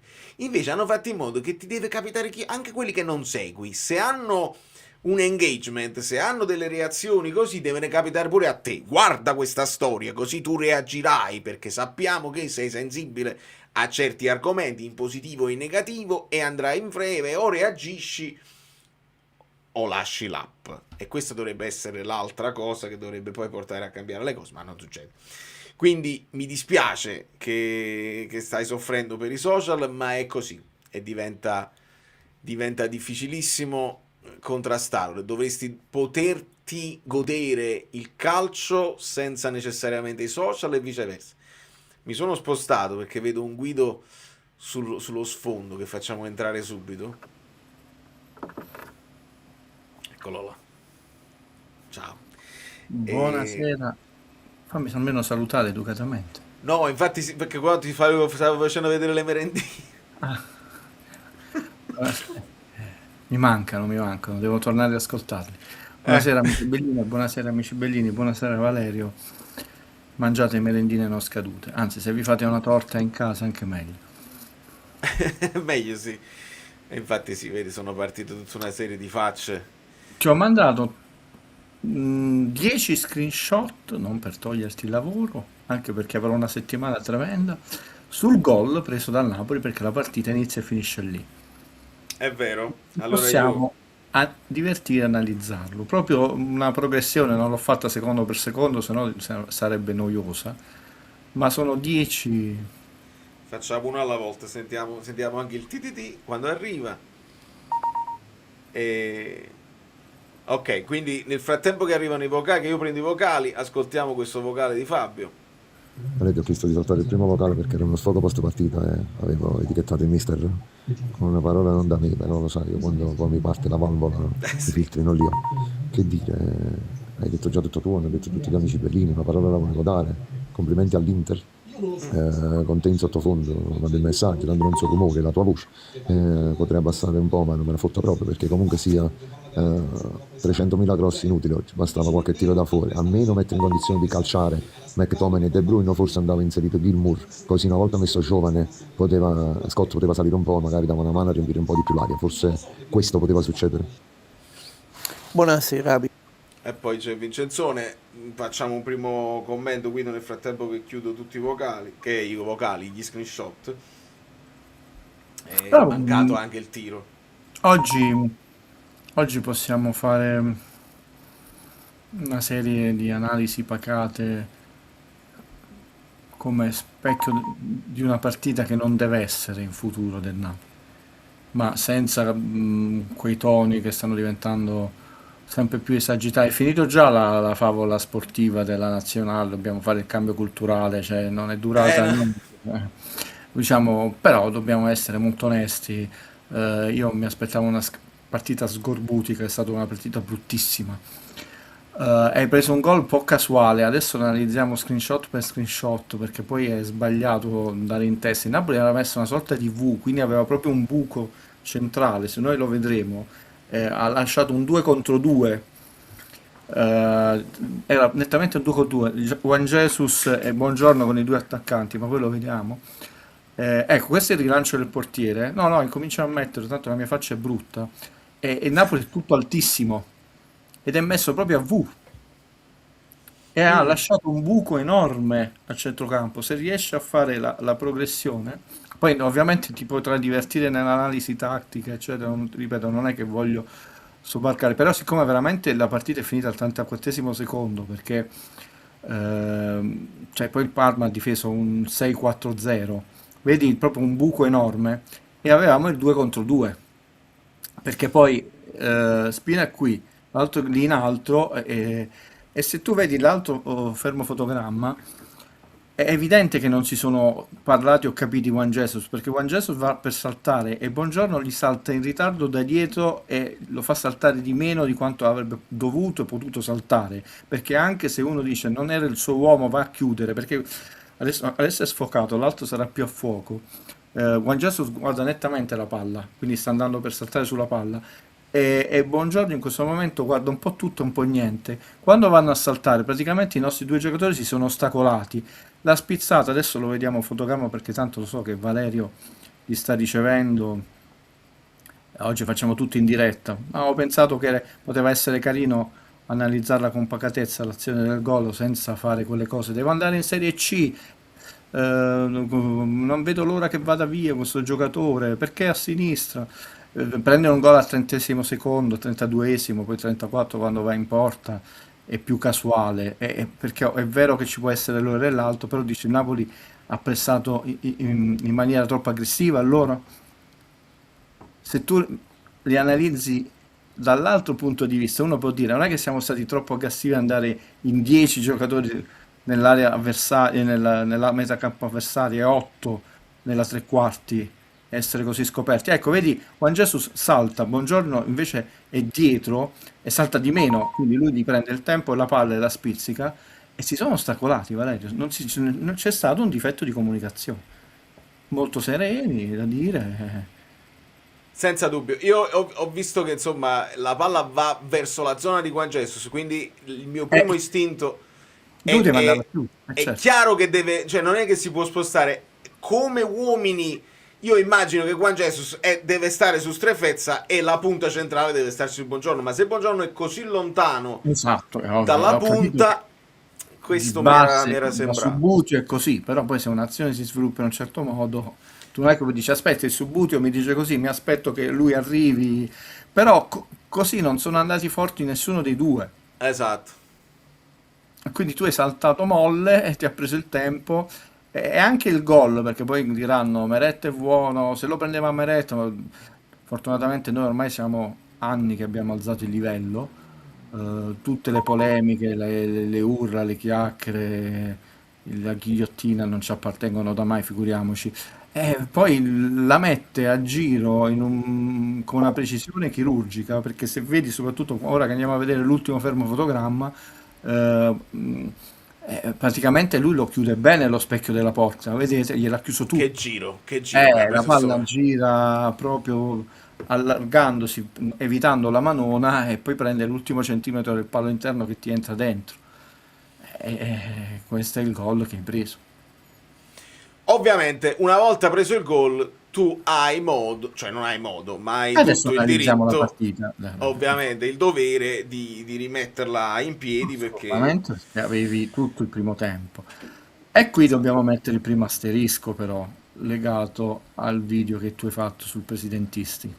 Mettiamo un asterisco e non una parentesi, però ricordati dell'asterisco, ok, perché è importante. Così possiamo fare una puntata complementare al video che tu hai fatto. Siamo stati lenti, imprecisi, anche su appoggi banali.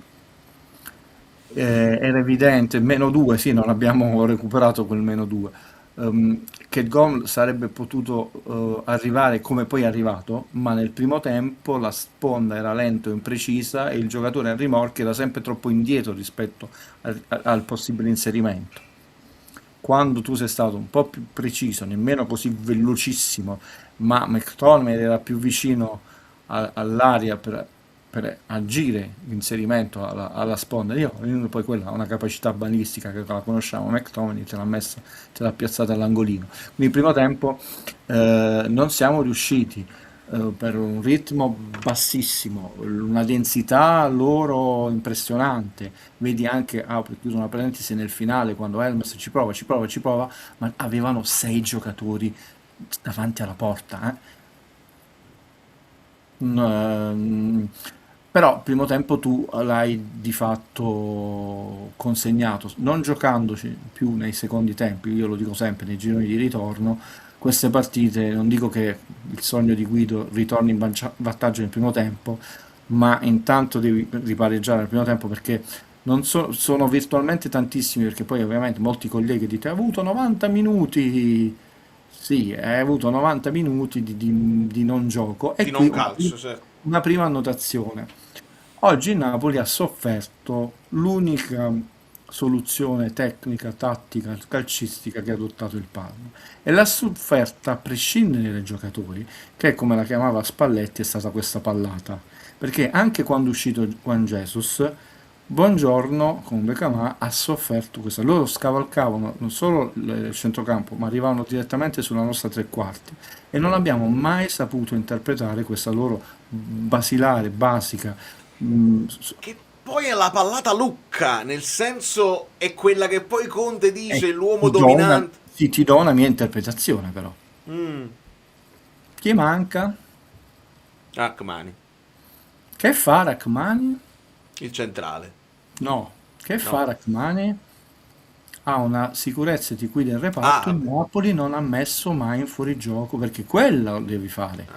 Altrimenti è ovvio che il difensore è sempre in affanno, e Buongiorno è stato spesso in ritardo, te la devi giocare sulla fisicità, cioè tutto ciò che è aereo, no?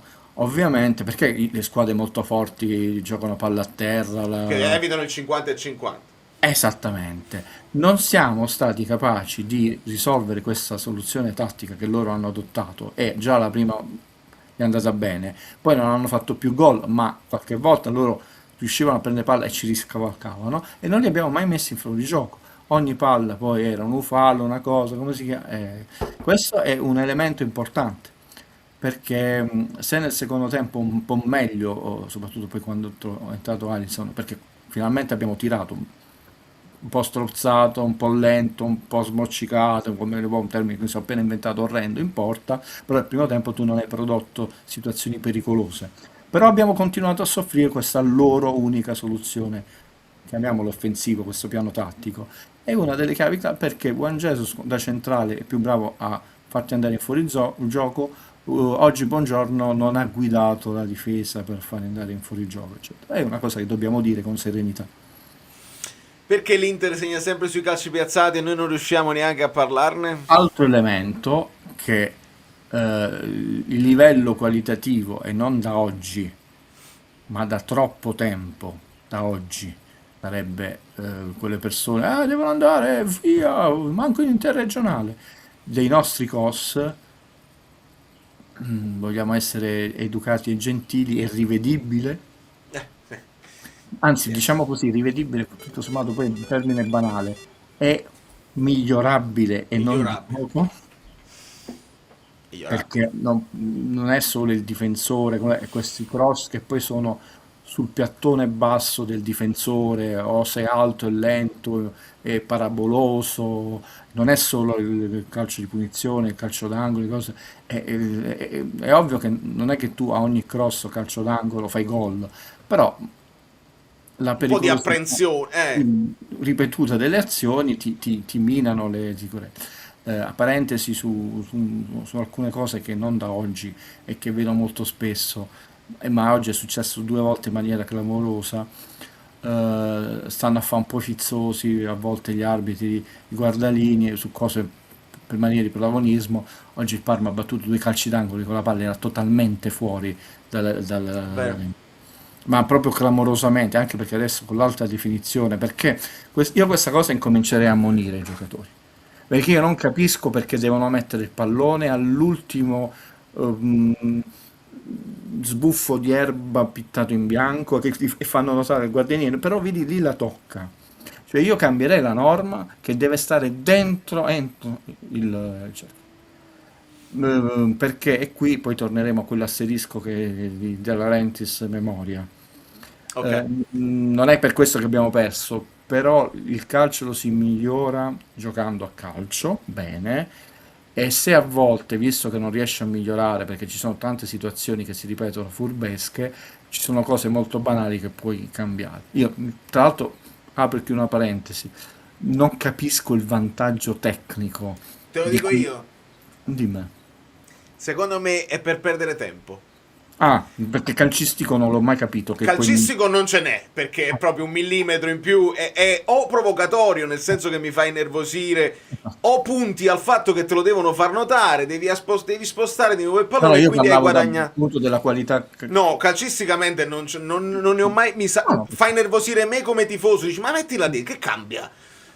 Non me lo sono mai spiegato. Essere veramente più grande degli ignoranti. Arriva qui un calciatore che mi spiega no perché vedi lì il goniometro, cose eccetera, oppure l'erba è più alta dove c'è la striscia, non lo so. Capito, non è che parliamo, c'è stato un periodo furbescamente prima che segnassero a terra cosa che qualcuno addirittura, ed era molto intelligente come giocatore, poi quando doveva battere la punizione poco prima di battere indietreggiava il pallone, così era più lontano la barriera. Allora lì c'è un vantaggio, certo, perché tu dici ho guadagnato mezzo metro, quel mezzo metro la palla può risalire, riscendere, altrimenti è troppo vicino alla barriera. Ci sono dei video di Messi che poi qua in MLS fa quello che vuole, no? E se la sposta sempre un po' di più finché non diventa quasi centrale il tiro. Sì. Ed è una cosa incredibile. Lì io la trovo l'utilità.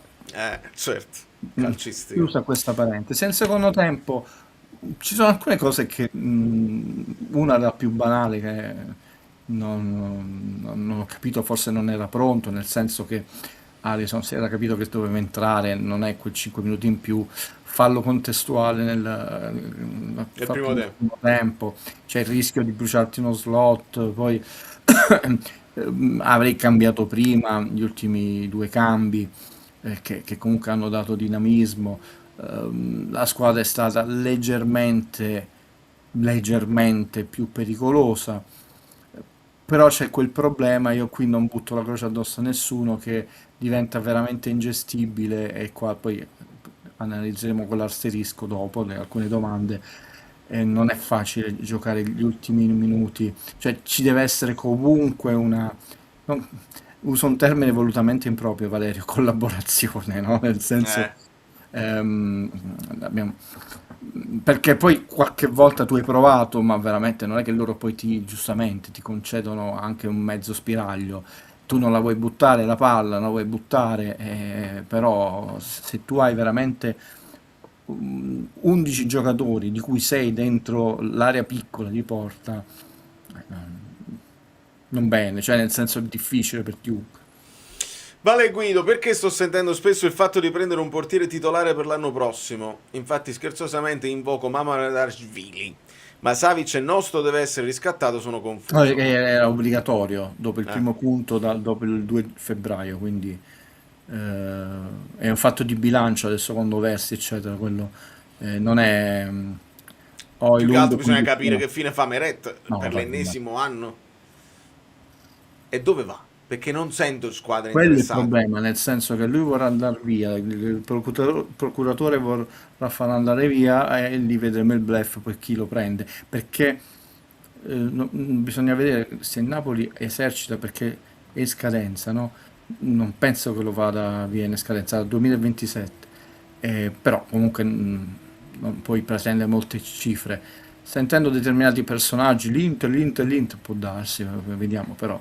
Ehm, io temo che partano parecchi giocatori. Come parecchi, il problema è che ne ritornano parecchi perché poi è il campo quello che parla. Cioè poi Lucca adesso non è manco convocato, cioè poi senza fare battute, eccetera.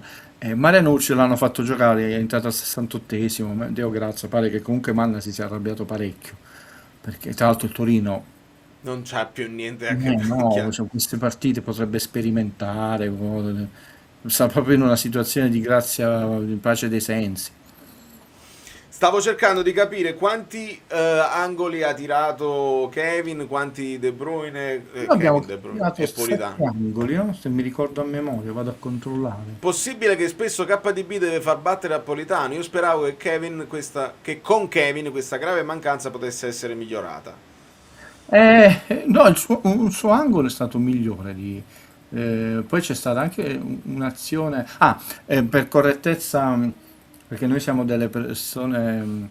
No, com'è? Questo è un canale ridicolo, ma siamo persone. Ridicolo, persone idioti. No, persone Ehm, c'è stato, ci sono stati 2 episodi di calcio di rigore possibile che non ti so dire perché non ci hanno degnato di uno stralcio di replay e non ti so dire come c'è stata quell'azione nel primo tempo di Anghissà quasi presa sulla linea, nulla di clamoroso, però non ce l'hanno fatta rivedere, poi uno deve tornare nella trasmissione proprio che rimane per un po' nel server te la vai a rivedere. Cioè, bravo, ti devi rivedere tutta la partita perché negli alai. E quindi non chiedetemelo perché non ci hanno proprio, mentre ci hanno fatto vedere il netto fallo di mano di Buongiorno, perché il braccio è largo. Qui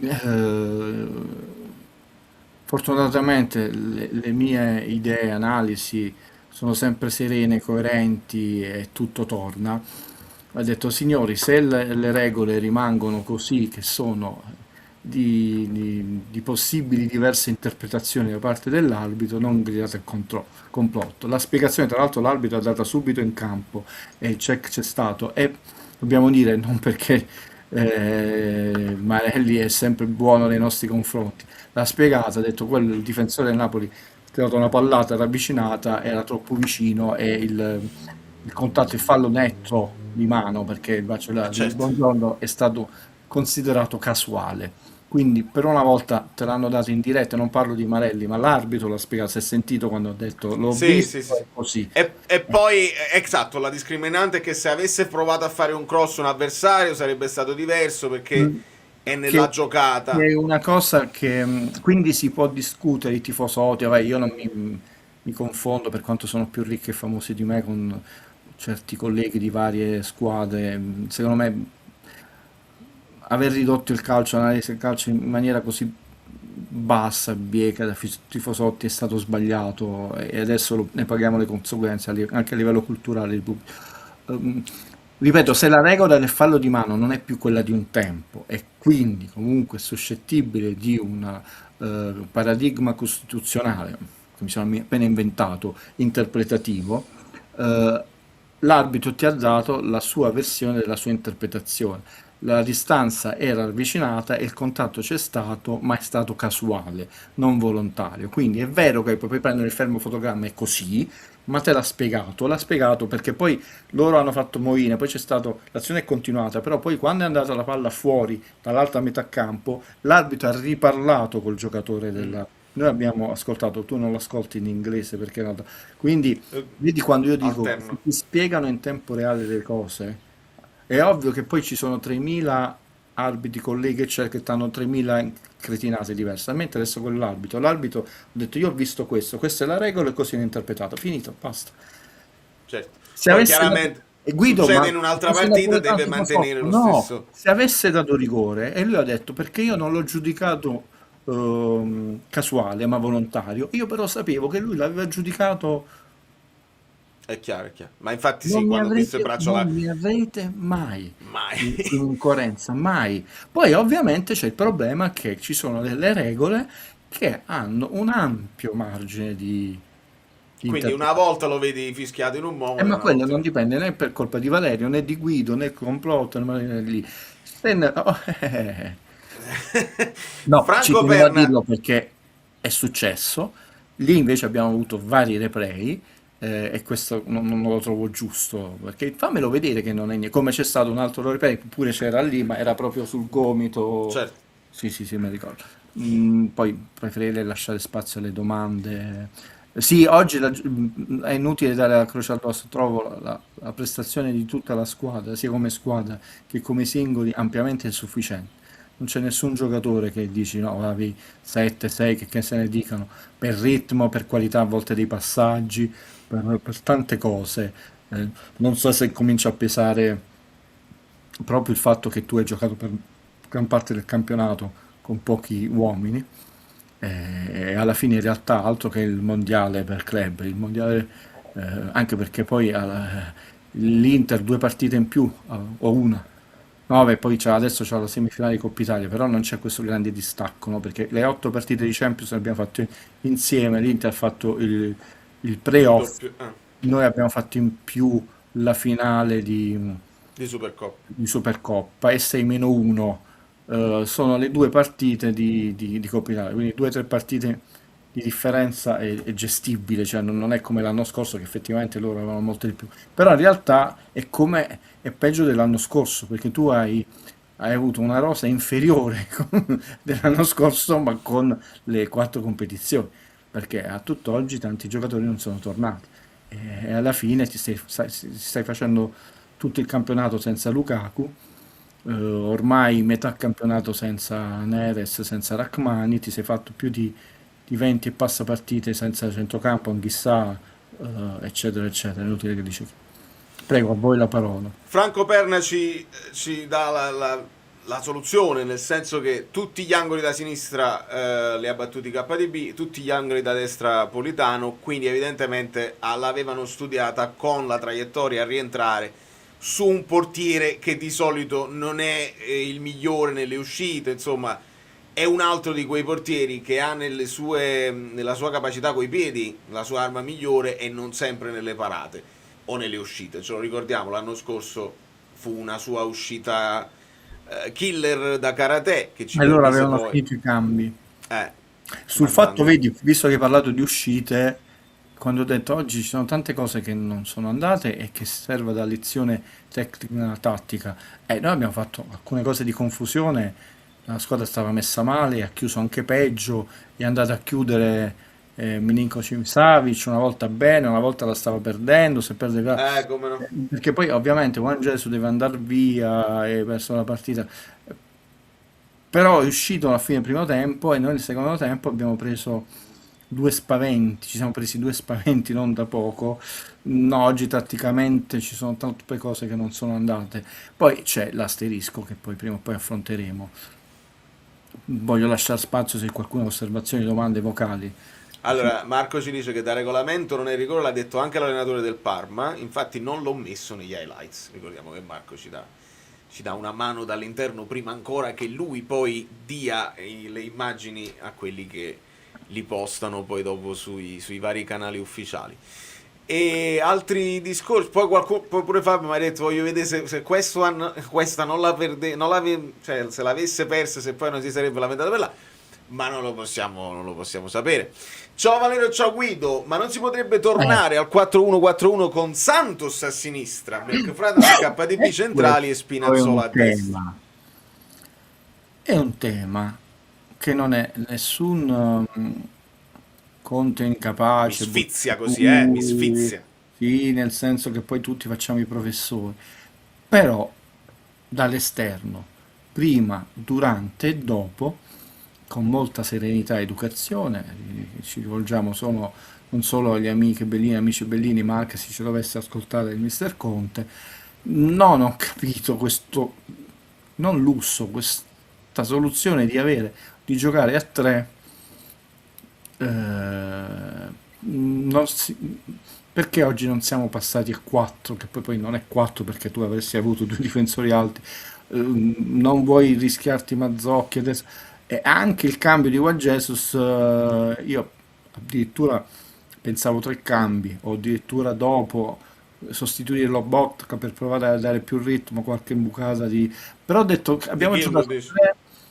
Ok, puoi iniziare, ripeto, il gol iniziale è veramente casuale, perché lì tante cose possono essere andare, cioè, quando ti deve andare male ti va male, perché basta anche che la spizzata viene in maniera diversa, prende il palo e torna indietro, cioè tutto gli è andato in maniera liscia, vabbè.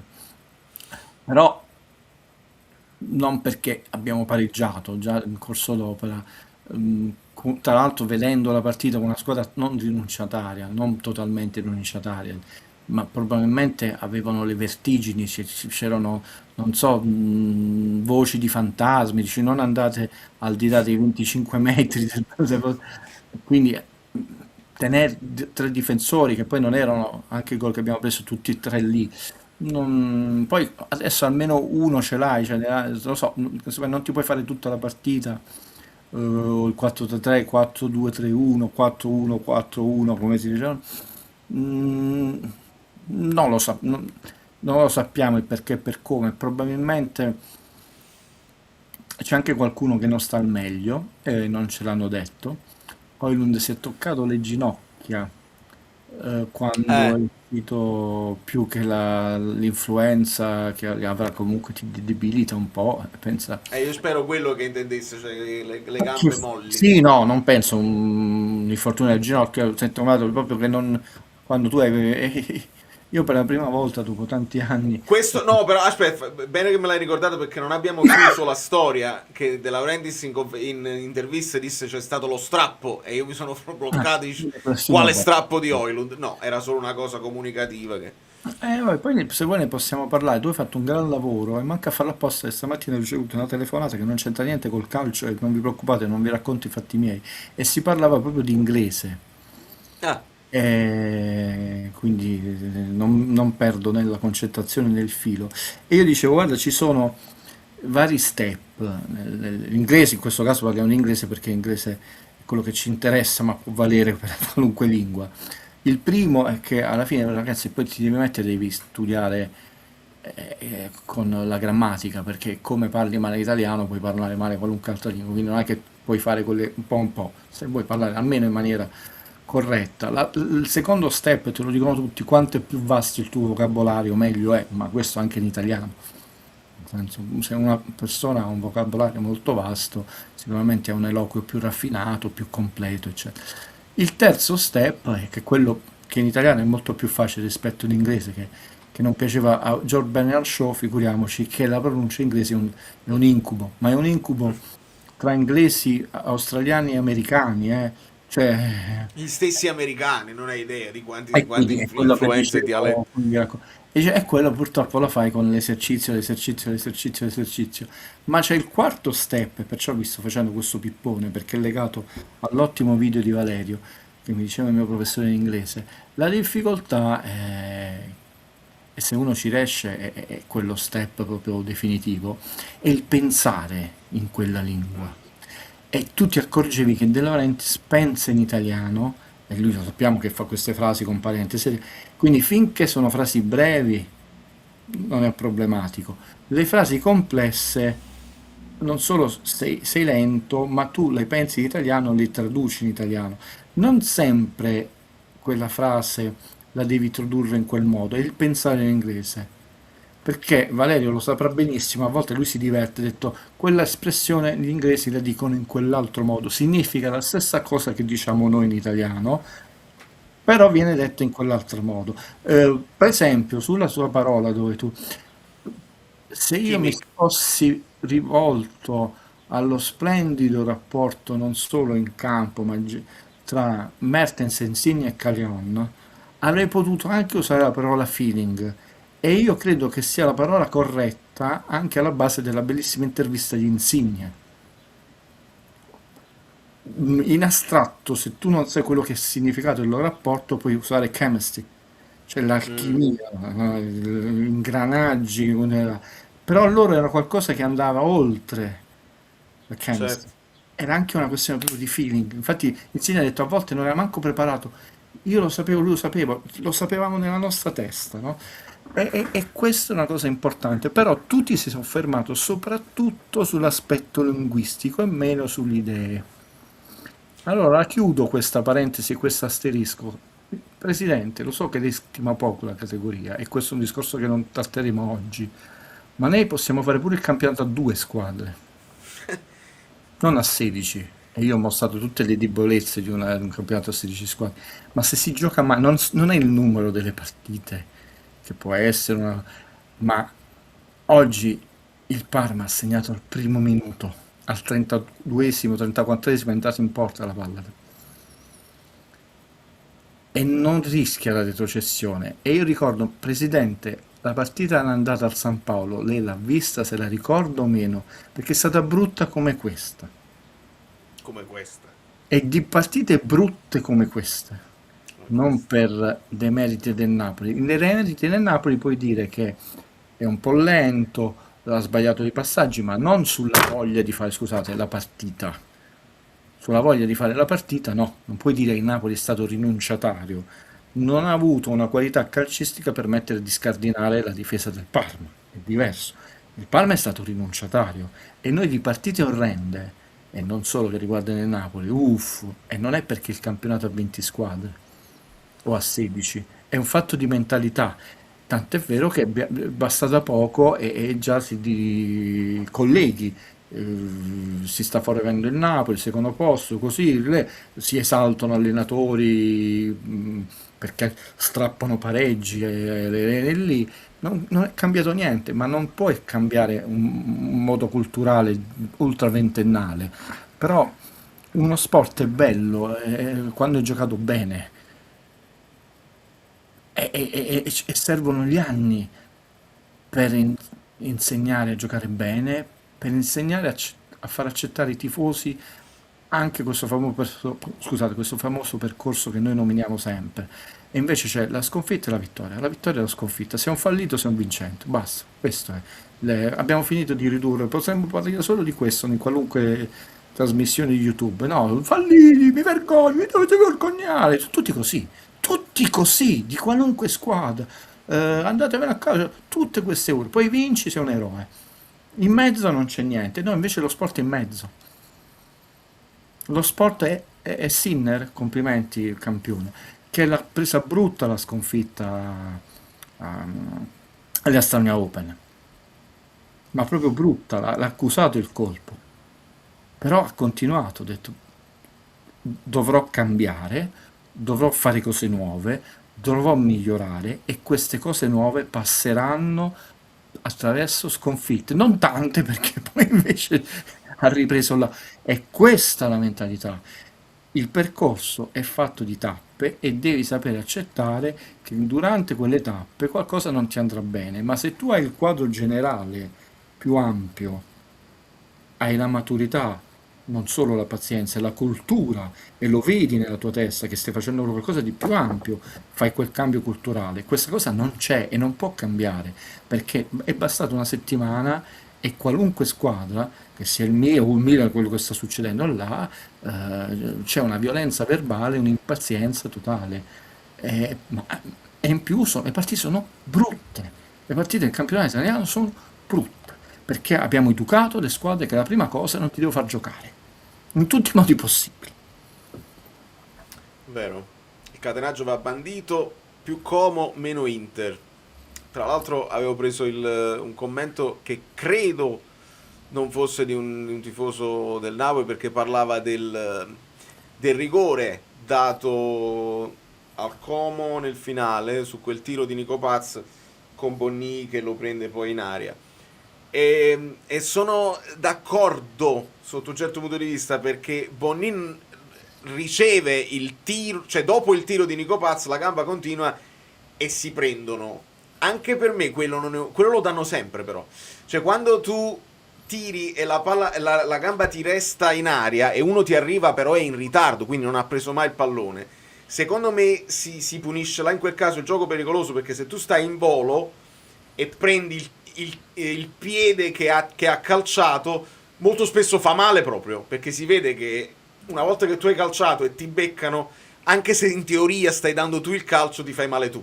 E Boni infatti sta in piedi. Secondo me è gioco pericoloso là. Storicamente hai detto una cosa che succede anche in altre zone del campo, succede.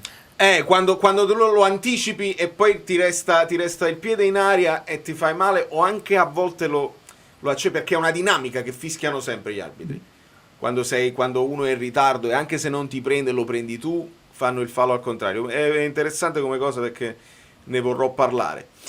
Allora, recuperiamo altri messaggi. Ce n'era uno che avevo segnato, che è questo qua, che è un po' ad ampio respiro, che dice: Valerio Guido, alla fine del ciclo Conte, spero nel terzo anno almeno, saresti soddisfatto se... Io se mi ricordo intanto quello che ho detto di quest'anno, se dovessimo addirittura arrivare secondi, un trofeo le portate a casa, mi rimane il grande rammarico della Coppa Italia. Hai fatto il tuo, poi tante cose non sono andate, poi ti ho mandato anche l'aggiornamento degli infortuni dei minuti. Ancora non l'abbiamo finito quest'anno, non datelo per scontato, perché se devi ancora sudare parecchio. Come vedi, le altre squadre si impegnano a 3.000 con noi, quindi io queste 6 partite le voglio vedere, spero di fare 4 vittorie e 2 pareggi, se ne sono di più è meglio, però io quello ho calcolato. 5 vittorie e un pareggio. Io stavo puntando a quel 16, che poi ti porterebbe 16 punti, ti porterebbero a 82 punti. Sì, vediamo, cioè, l'anno prossimo vediamo se rimane. Anche Maestro, lui sì, non c'è non solo nessuna ironia, ma solo ammirazione, rispetto e gratitudine per Mimmo Caratelli. Ha avanzato più che un'ipotesi che Conte possa andare lì. C'è una stampa che è napoletana che tra sigari, champagne e cose, già mi immagino, sta proprio spingendo per la separazione. Era la stessa che per 6 mesi Conte, mamma mia. Quindi vediamo come finisce questo campionato, ma deve finire bene come qualità, come punteggio, come ulteriori elementi di crescita della partita di oggi. Non è grave che sia scadente, è grave se tu non impari tempestivamente prima a porti determinati problemi. E per cortesia, mi immagino che in molte situazioni che siano più ufficiali o anche di youtuber, hai sbagliato l'approccio, perché se scommettessi andrei a scommettere questa analisi. Avevi tutta la squadra in attacco, quindi in realtà uno ma infatti hai sbagliato l'approccio, è una frase fatta di quando prendi gol troppo presto. No, ma non significa niente. tu lo sai benissimo, ti dico, hai Sì, sbagliato sì. l'approccio perché hai preso sotto gamba, lì in settimana hai giocato a burraco, eccetera, eccetera. Vediamo. Poi se rimane Conte, l'abbiamo già detto, significa tante cose. Conte non rimane, così rispondo parzialmente, ma non perché mi voglio privare della risposta o svicolare. Non rimane mai a scaldare la sedia. Comunque lui ha ambizione. Significa che la squadra non viene smantellata, significa che con determinati giocatori si può fare un discorso di perfezionamento sulle basi che sono state gettate. E poi non è mai facile, però non distaccarsi così presto dalla testa, come è successo purtroppo quest'anno per tanti eventi, sarebbe importante. Poi te la giochi in volato o anche più, però ho detto, facciamo queste 6 partite al meglio, dove io già non... Quando posso dire un'ultima cosa, non perché voi dovete capire che una cosa è il ruolo del tifoso, una cosa è il ruolo dell'ospite Guido qui, che non deve venire a fare il pagliaccio. Io con tutto il cuore vi direi ogni volta vinci 38 vittorie, ve le regalerei io se potessi, ma veramente col cuore. Però non sono un buffone, quando vi faccio vedere, ma noi quante vittorie abbiamo, 24 eccetera, 25 siamo andati sopra quella che è una media per noi altissima, cioè, lo so che non conta niente nella vita studiare i numeri, la statistica, la storia, le serie storiche, eccetera. Però io vado avanti per la mia squadra. Di cuore io vi direi tutto quello che volete per accontentarvi, però sarebbe semplicemente un accontentare. Quindi per esempio ho detto, io adesso 4 vittorie, 2 pareggi, ma non perché Guido è pessimista, è juventino sotto sotto, è scaramantico, ci ha rotti Cioè, io l'ultima, ma non vi siete rotti le scatole delle trasmissioni? Vediamo dove può perdere punti. Quanti Io quello anni? ho cercato di spiegare Porca perché... miseria, quanti E l'ho anni? l'ho vissuta anche con più calma, il Sì, fatto no, di no, ma aver lo dico steccato. col cuore, E non abbiamo perso, eh? Cioè, la vedo quasi come un miglioramento, nel senso che dopo le 5 vittorie sarà fatalità, sarà il vederla con più distacco. Non te lo spieghi perché dici il Parma non segna neanche con le mani. È una No, no, squadra che... questo giocatore è il primo gol in Serie A. Strefez, cioè, hai capito? Io me lo sono pure preso al fantacalcio. Doveva essere la luce che accendeva il Parma. Eppure succede. Ma com'è possibile? Eppure succede. Perché nella storia del Napoli, quante volte il Napoli ha fatto 6 vittorie consecutive in campionato? Poche. Non ce le ho sotto mano. Guido avrà i suoi archivi. Ma poche. Ricordiamo il numero che ci ricordiamo meglio, cioè le 10 vittorie consecutive di Spalletti in quell'anno là. Però sono talmente tanti degli unicum all'interno di una storia calcistica centennale che deve avere un suo Maestro valore. Sarri spezzò le reni a tutti nel campionato in 91 punti. Adesso, però non dovete andare a controllare su internet. Bravo. Quale fu il primo pareggio del Napoli? Andate a vedere. Non fu con una big che spezzò il filotto di vittoria. Andate a vedere i pareggi che facemmo, perché non c'è sempre solo Napoli-Verona di Gattuso. Quando iniziamo a svecchiare... quando iniziamo a svecchiare, leggi questo. Chi deve essere il post Conte per dare continuità? Conte ci garantisce primo o secondo posto, ma DL vuole i profitti europei. Che soluzione prenderanno?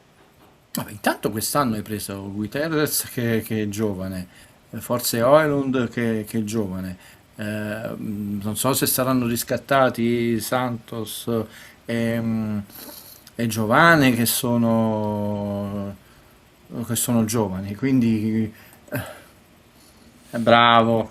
Ci stavano citando un po' di opzioni. Col Chievo. Vale col Chievo. Ma il Chievo non vale il Friburgo in Germania? Sarri ha battuto per 2 anni consecutivi Roma e Lazio all'Olimpico. Cioè tu andavi all'Olimpico, dibattiamo. Cioè, e tu dici, fai pareggi con la Roma, ma non fai 0-0, 0-0 con chi? Perché la storia conta qualcosa, no? Nel senso nello sport. E nello sport conta tantissimo la storia. E non è la provocazione, il fattore mira, che uno poi alla fine, ma quest'anno quante volte abbiamo fatto 5-6 vittorie consecutive? Questa erano 5. Post Napoli City 4-2. Sì. Il Real Chievo, vedi, stanno pure parlando. Allora, non capisco come mai. 1. Lobotka non imbuca quasi mai quando si trova al limite dell'area. 2. KDB non tira quasi mai anche quando potrebbe. 3. Guido non compra una lampada con luce fissa. No, mi piace stare... No, è quello lo schermo del computer. Sono andato a controllare 7 calci d'angolo, perché potevo anche sbagliarmi la mia memoria. Io sono vecchio, guarda quanti capelli bianchi. però... E quindi si spegne il monitor del computer, la lampada è fissa, eccetera. Sì, io potrei accendere tutto, ma è una questione di discrezione. Poi comunque si vedono libri, libri, libri, libri. Ve lo dico sempre, uno dei miei timori, Valerio, così, ognuno ha le sue paure, sono i ladri in casa. Che a parte che è uno degli incubi di qualunque persona sana di mente, perché siccome sono case molto modeste, non ci sono gioielli, cassaforti, solo libri che non valgono un cacchio, ormai non li prendono più né al calcio, né in biblioteca, né negli ospedali, li trovi buttati nei cassonetti. Quindi ho sempre paura che per Si sfregio arrabbiano. Si questi arrabbiano. spacciano tutto perché non hanno trovato nulla di valore da fregarsi. Io pure oggi mi sono sentito violato parlando di queste cose qua perché ho ricevuto una richiesta, volete venire a suonare per un compleanno? Cosa? Sono andato a fare un paio di domande, è una truffa. E dice, ti voglio dare subito l'anticipo, dammi la carta di credito. Non te l'ho chiesto l'anticipo. Quindi mi sono sentito un po' violato che stanno utilizzando il mio numero di telefono. Domanda tattica e tecnica che va onorata, prego. Se no poi parliamo dei fatti nostri. No, è chiaro. Lo bot che non imbuca quasi mai quando si trova al limite dell'aria. E poi quando l'ha fatto, perché da lui viene quel passaggio per Højlund di prima, che poi l'ha smissa su McTominay, è arrivato il gol proprio per via centrale. La lampada, non vi preoccupate. Qui però capisco che può dar fastidio poi quando... poi vi racconto una cosa simpaticissima a breve. Sì, un po' più di personalità qualche volta, anche perché se la sbagli sui 16 metri in attacco potresti avere tutto il tempo nel caso di prendere un contropiede. Sui tiri da fuori oggi non ci hanno mai lasciato lo spazio e i giocatori hanno quella maturità e saggezza che non volevano farsi murare il tiro per poi riprendersi una ribattuta. Lì non è stata, secondo me, quella è un'impressione, non è una certezza di Guido, cioè non sono numeri, che secondo me è dettata da una prudenza, perché tu sai che comunque erano veramente tanti, hai detto tanto è murato il tiro, sto provando a trovare. Però sì, è una soluzione che va... è come la pallacanestro, tu devi avere sia il gioco da dentro, da fuori, dalla media distanza, pick and roll, non puoi affidarti solo al tiro da tre o solo ai lunghi. Quindi noi in Napoli, da Fabian Ruiz in poi, stiamo un po' abdicando, e il calcio di punizione e abdichiamo, e il calcio d'angolo che è Rachmani, quando che Conte ha detto finalmente un'azione sul calcio, e il tiro da fuori no, sono tante frecce in meno a soluzioni. E siccome non puoi entrare sempre in porta col pallone, col gioco manovrato, io sono pienamente d'accordo con questa osservazione. Sulla prima un po' di personalità in più, un po' più di coraggio, anche perché non è un rischio enorme, non è la palla che perdi sulla tua tre quarti difensiva, dove è veramente criminale a volte. Sul tiro mi sento di dire che secondo me non ti lasciavano mai lo spiraglio, e lì c'è da dire, siamo stati un po' lenti, veramente si vuole 16 squadre, per me ne posso mettere anche 10, però lì il dirigente della Lega, casomai con segnalazione di un dirigente del Napoli, può dire voi comunque non lo state annaffiando il campo perché il campo è più lento, favorisce questi mezzucci che ancora si fanno da calcio anni 80 in Italia, perché io capisco che nelle squadre di casa tu vedi che annaffiano un po' di più nella metà campo dove la squadra di casa si presume attacchi, no? La scelta del Maniera- cambio, e mi non in chiedo mani- sempre. e non in maniera equilibrata, no? Che dici, Guido, mi hai tolto un altro sfizio perché io mi chiedo sempre, hai vinto il sorteggio, perché scegli il campo? Preferisci quella curva sì, sì, piuttosto che no. l'altra e Più per non un scelgono la palla? No, non vedere le cose, sono professionisti. Allora oggi tu sei collegato prima, hai detto ma non lo stanno innaffiando a sufficiente, lo stanno innaffiando. Ma non è niente, non è una cosa scorretta, non c'è una regola che se lo scrive, lo fai per far muovere più velocemente la palla. No, ma per chi frequenta lo stadio, no? Tutti l'abbiamo frequentato, anche a San Paolo tu lo fai e tu vedi che c'è un innaffiamento superiore su dove si presume. Anche questo dice una furbata, però le innaffiano da tutte e due le metà campo, non è che una metà campo le innaffia e una no. Oggi hanno detto, siccome forse oltre che la crisi del gas, del petrolio, della benzina, incominciamo ad Sappiamo pure l'acqua. probabilmente invece chiedo scusa, è stato semplicemente un atto di grandissima saggezza ambientale. Però poi facciamo gli articoli con l'intelligenza artificiale. Guido, però io ricordo era l'Inter di Spalletti 0-0 in casa dopo 8 vittorie Anche consecutive. quello, sì, sì, però ho detto Sarri ci fu una striscia vincente, poi pareggiammo. E Sarri vinse 10 partite a cavallo tra la fine del girone di andata e il girone di ritorno. E tu avevi citato gli anni 80, Albe dice ringraziate che non è più il Parma degli anni 90, ora è l'Atalanta che si avvicina molto a quel tipo di squadra. Beh, io spero di no. Io ci sono rimasto, bravo, perché sennò li devono, li devono mandare in gabbia. Io sono rimasto male, perché quel Parma là era affascinante per i tipi di Capito, giocatori però che aveva. Valerio, mi spiace darti questa notizia, la trovi su libri di economia e non di calcio. Perché è uno dei più grandi scandali finanziari degli anni 90, ci hanno fatto anche il film, il gioco lì. La Parma, E adesso come c'è Calvi, Sindona, ma il caso Parmalat è un caso studio di... non è un Ma trascurabile. purtroppo, e io lo dico con grande serenità, quello era il calcio dove io mi sono appassionato al calcio e ho vari ricordi che poi mi sono stati rovinati col tempo.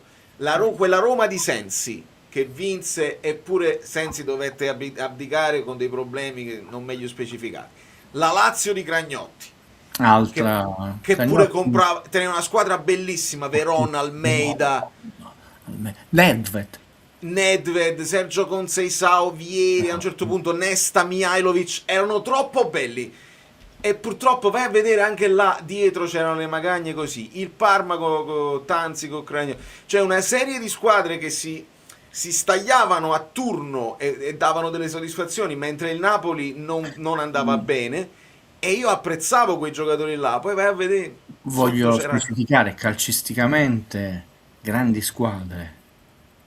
Attenzione, sul campo, grandi Mamma squadre. mia, Cannavaro, Thuram, Il era più forte. problema è come si sono permesse quelle grandi squadre. E soprattutto, è lì, tanti che te ne frega Guido, è il problema della Parmalat, a discapito lì, c'è tante famiglie, hanno rimesso fondi pensione, ma è un discorso macroeconomico grande, importante, però diciamo adesso eh, si studia sui libri di storia dell'economia. Eh sì, poi è macchiato, ovviamente non gli hanno tolto manco il trofeo, per questa è la cosa strana, diciamo poi dello sport. Tu pensa nel ciclismo sono molto più seri, no? Amstel hanno tolto tutti i titoli, tutti, anche quelli di presunzione che diceva lì non l'hanno trovato positivo, hanno cancellato. Guido, un parere sui quarti di finale di Champions. Bellissimi, io qualche partita più... Ecco, per esempio, questa è una domanda intelligente, perché vedi perché le squadre hanno un certo tipo di attitudine.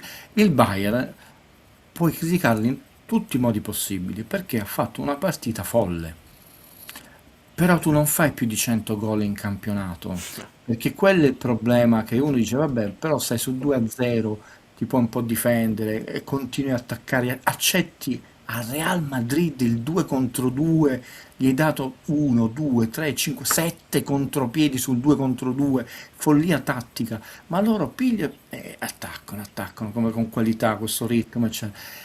Non funziona che tu accendi e spegni, dici, no, ma adesso facciamo un po' di speculare, ma là, perché altrimenti ti disabitui a un certo tipo di gioco. Abbiamo visto un'interpretazione, così rispondo, molto diverse. Per esempio, la squadra che sta diventando più pericolosa, io ve l'avevo anticipato, altro che fosso, è il Paris Saint-Germain, per varie possibilità. La prima perché ha preso finalmente un allenatore che dice dobbiamo fare una squadra, non che non aveva avuto altri allenatori, perché tutti bravissimi ne hanno presi, però si è impuntato, ha detto stiamo andando appresso all'idea delle figurine, seguite a me, dobbiamo cambiare il registro. È molto giovane, quindi ha un'età media di 25 anni adesso, quindi a margini, è buon per loro, hanno possibilità economiche che gli permettono di mantenere questa qualità.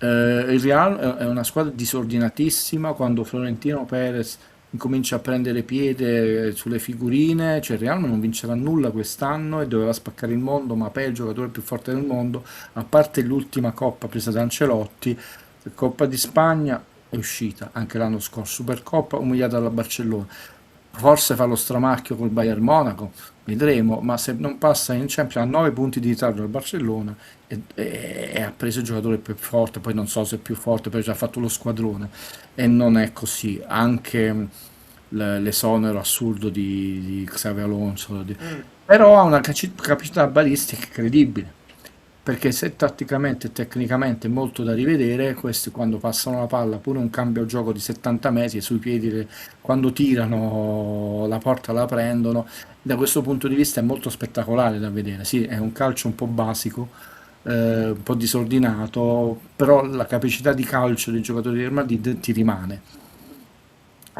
Quindi non ho visto, perché l'ho visto dal mio papà, Arsenal Sporting.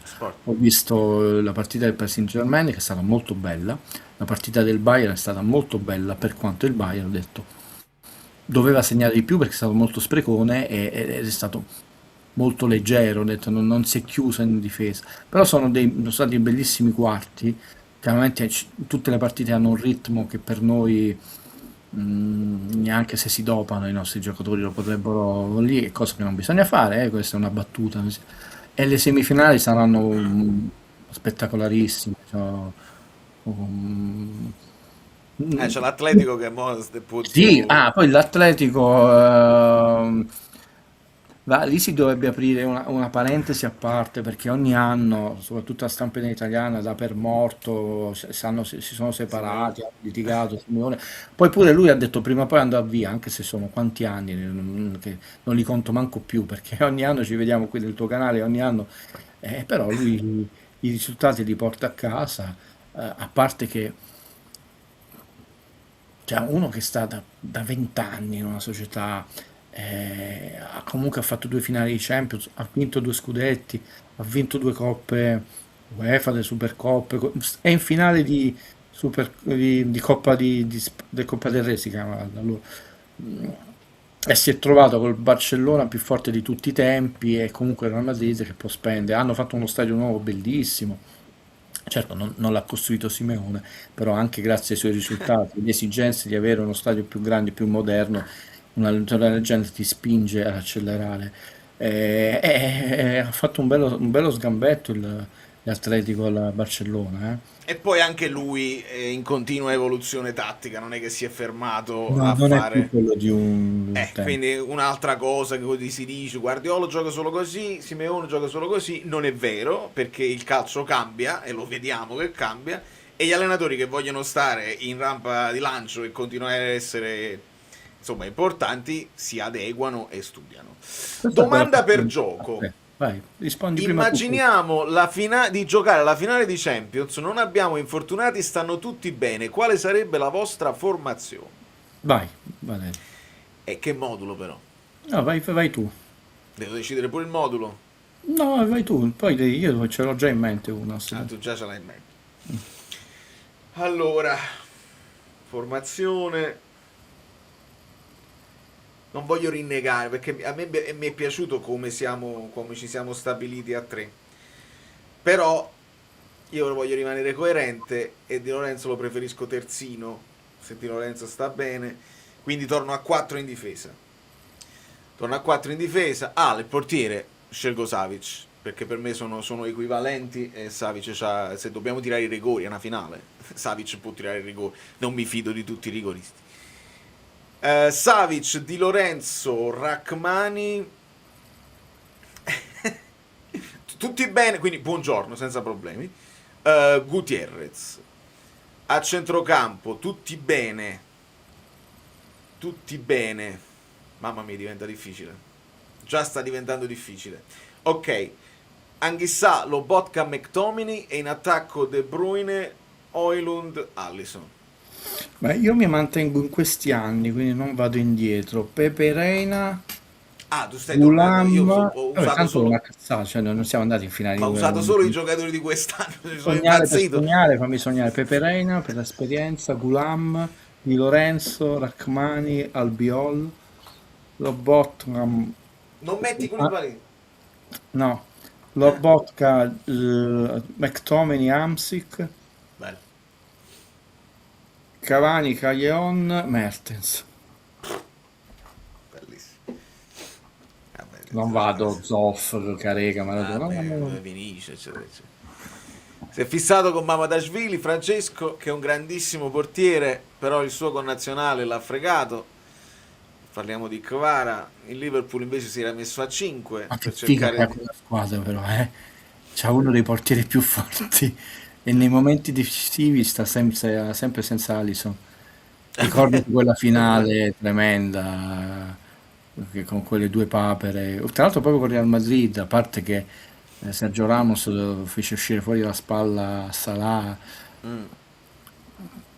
Invece Slot l'ha tolto proprio a Salah. Giochiamo a Sì, 5 in vabbè, io sto difesa. parlando adesso è questa follia pura, però Alisson è forte. C'è stato un periodo probabilmente era proprio il più forte, cioè, però rimane un portiere molto forte. Tant'è vero che adesso si parla Alisson Juventus, cioè una Juventus che sta sognando. Ho ascoltato un pochino anche di content creator per dare senso al rinnovo di Spalletti, eccetera, eccetera. Vogliono alzare il livello della squadra e stanno parlando di pochi elementi, ma di quelli pesanti, cioè uno per reparto, cioè Alisson in porta, un Rudiger in difesa, un Bernardo Silva a centrocampo e un Lewandowski in attacco. Io non lo so se se lo possono permettere perché hanno ancora Vlahovic sul groppone e tutta una serie di cose, però ecco, detta così, poi alla fine Guido sono quarti, come avevi detto che dovevano. Il Como è sceso.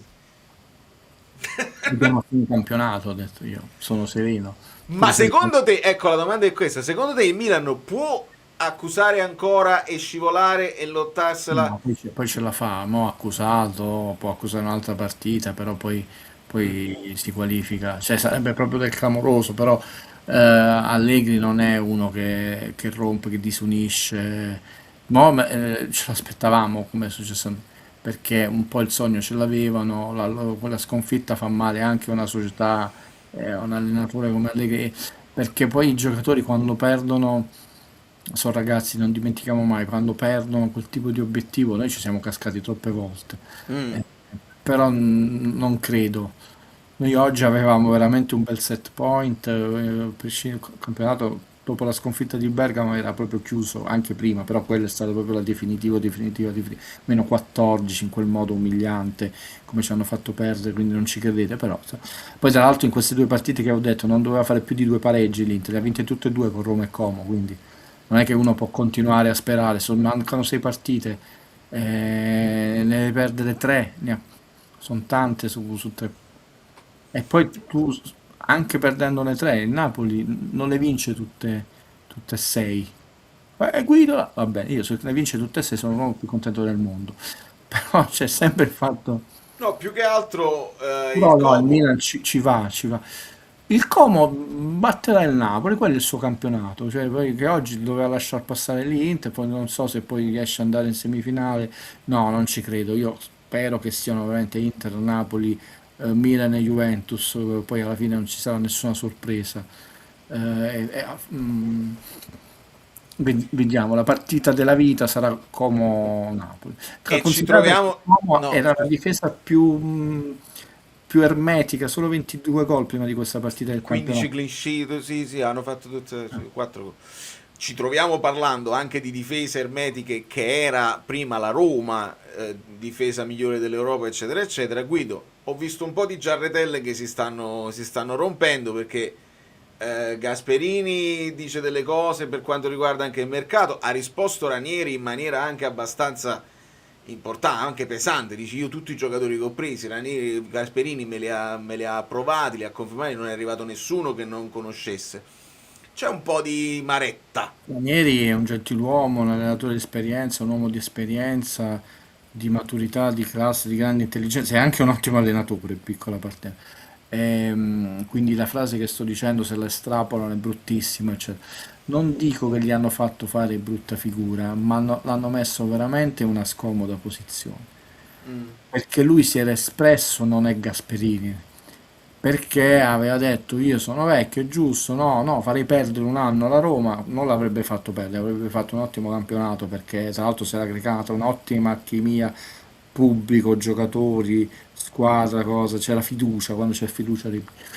Però lui è giusto, ha detto dobbiamo svecchiare, io per primo ho detto, Gasperini non è che è un giovanotto rispetto a Ranieri, e quando ha detto ma si parla di Gasperini, non è Gasperini l'allenatore, non è Gasperini, e poi lui l'ha detto, noi avevamo detto 4 allenatori, di questi 4 no, il quinto no, e la società ha preso Gasperini.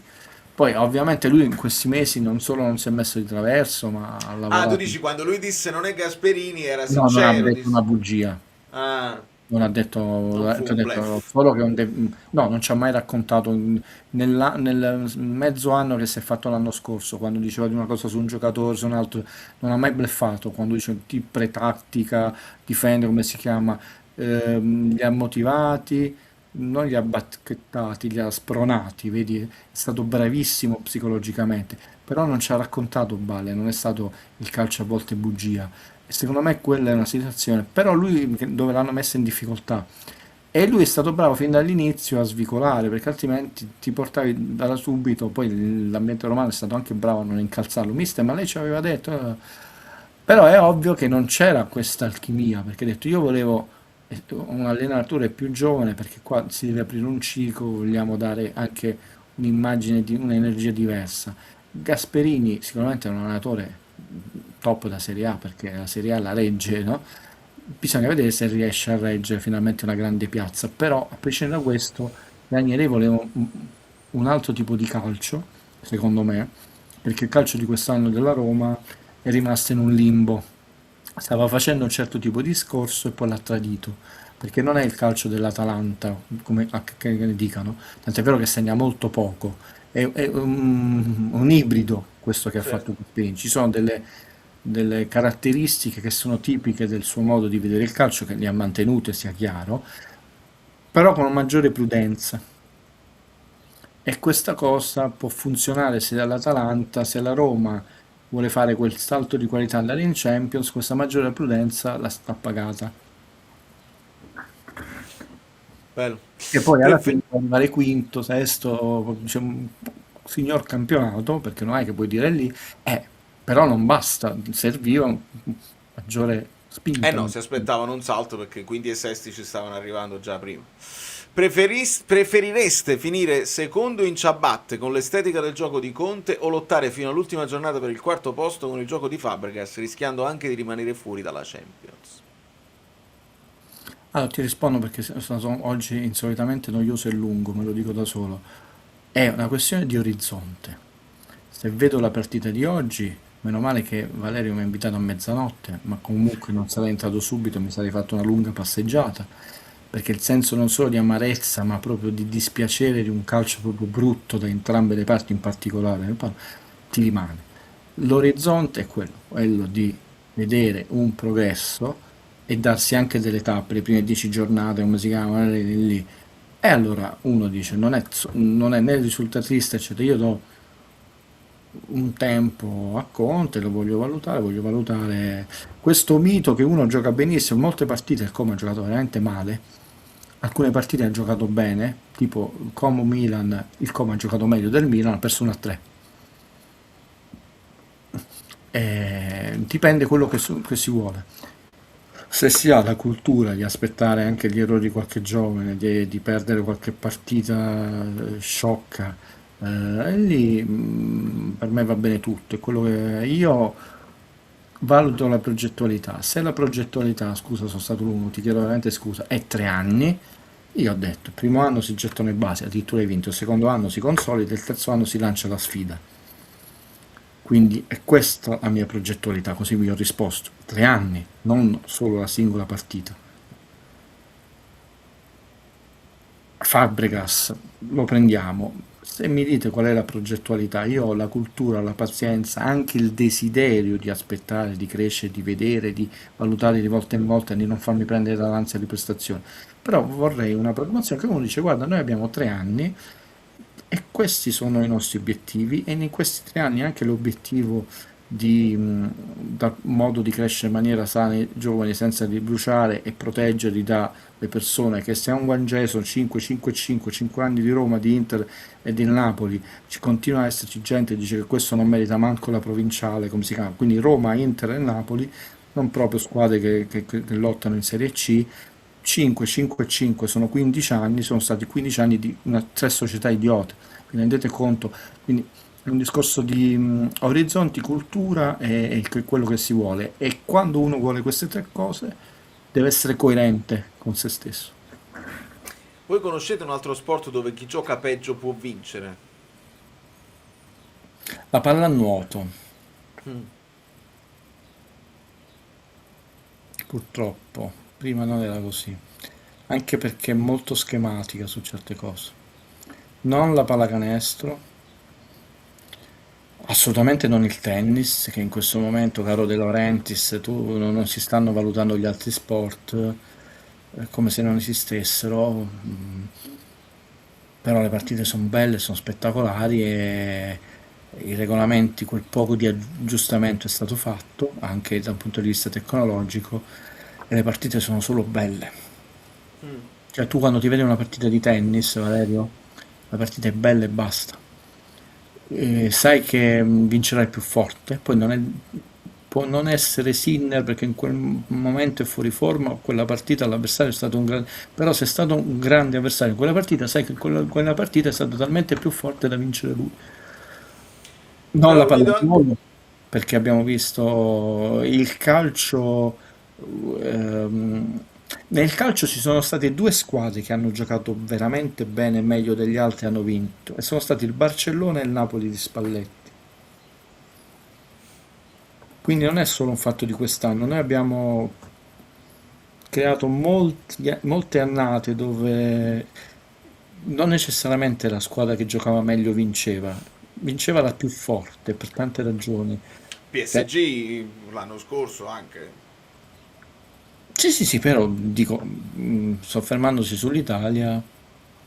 No, perché hai visitato No, negli anni quelli lì non me li fate ricordare, che erano dei picchiatori, come no, me li ricordo. Uff. E infatti poi fortunatamente è arrivato, pure se io sono tifoso di Lakers, non l'ho mai detta questa cosa, è arrivato Mr. Jordan, che all'inizio soffriva le difese di pista. Sì, poi ci sono le eccezioni. Io mi ricordo quei 2 anni dei Pistons, mamma mia. Tra l'altro i Lakers persero 4-0 in finale il primo anno con i Pistons. Che umilità. Il Milan di Sacchi?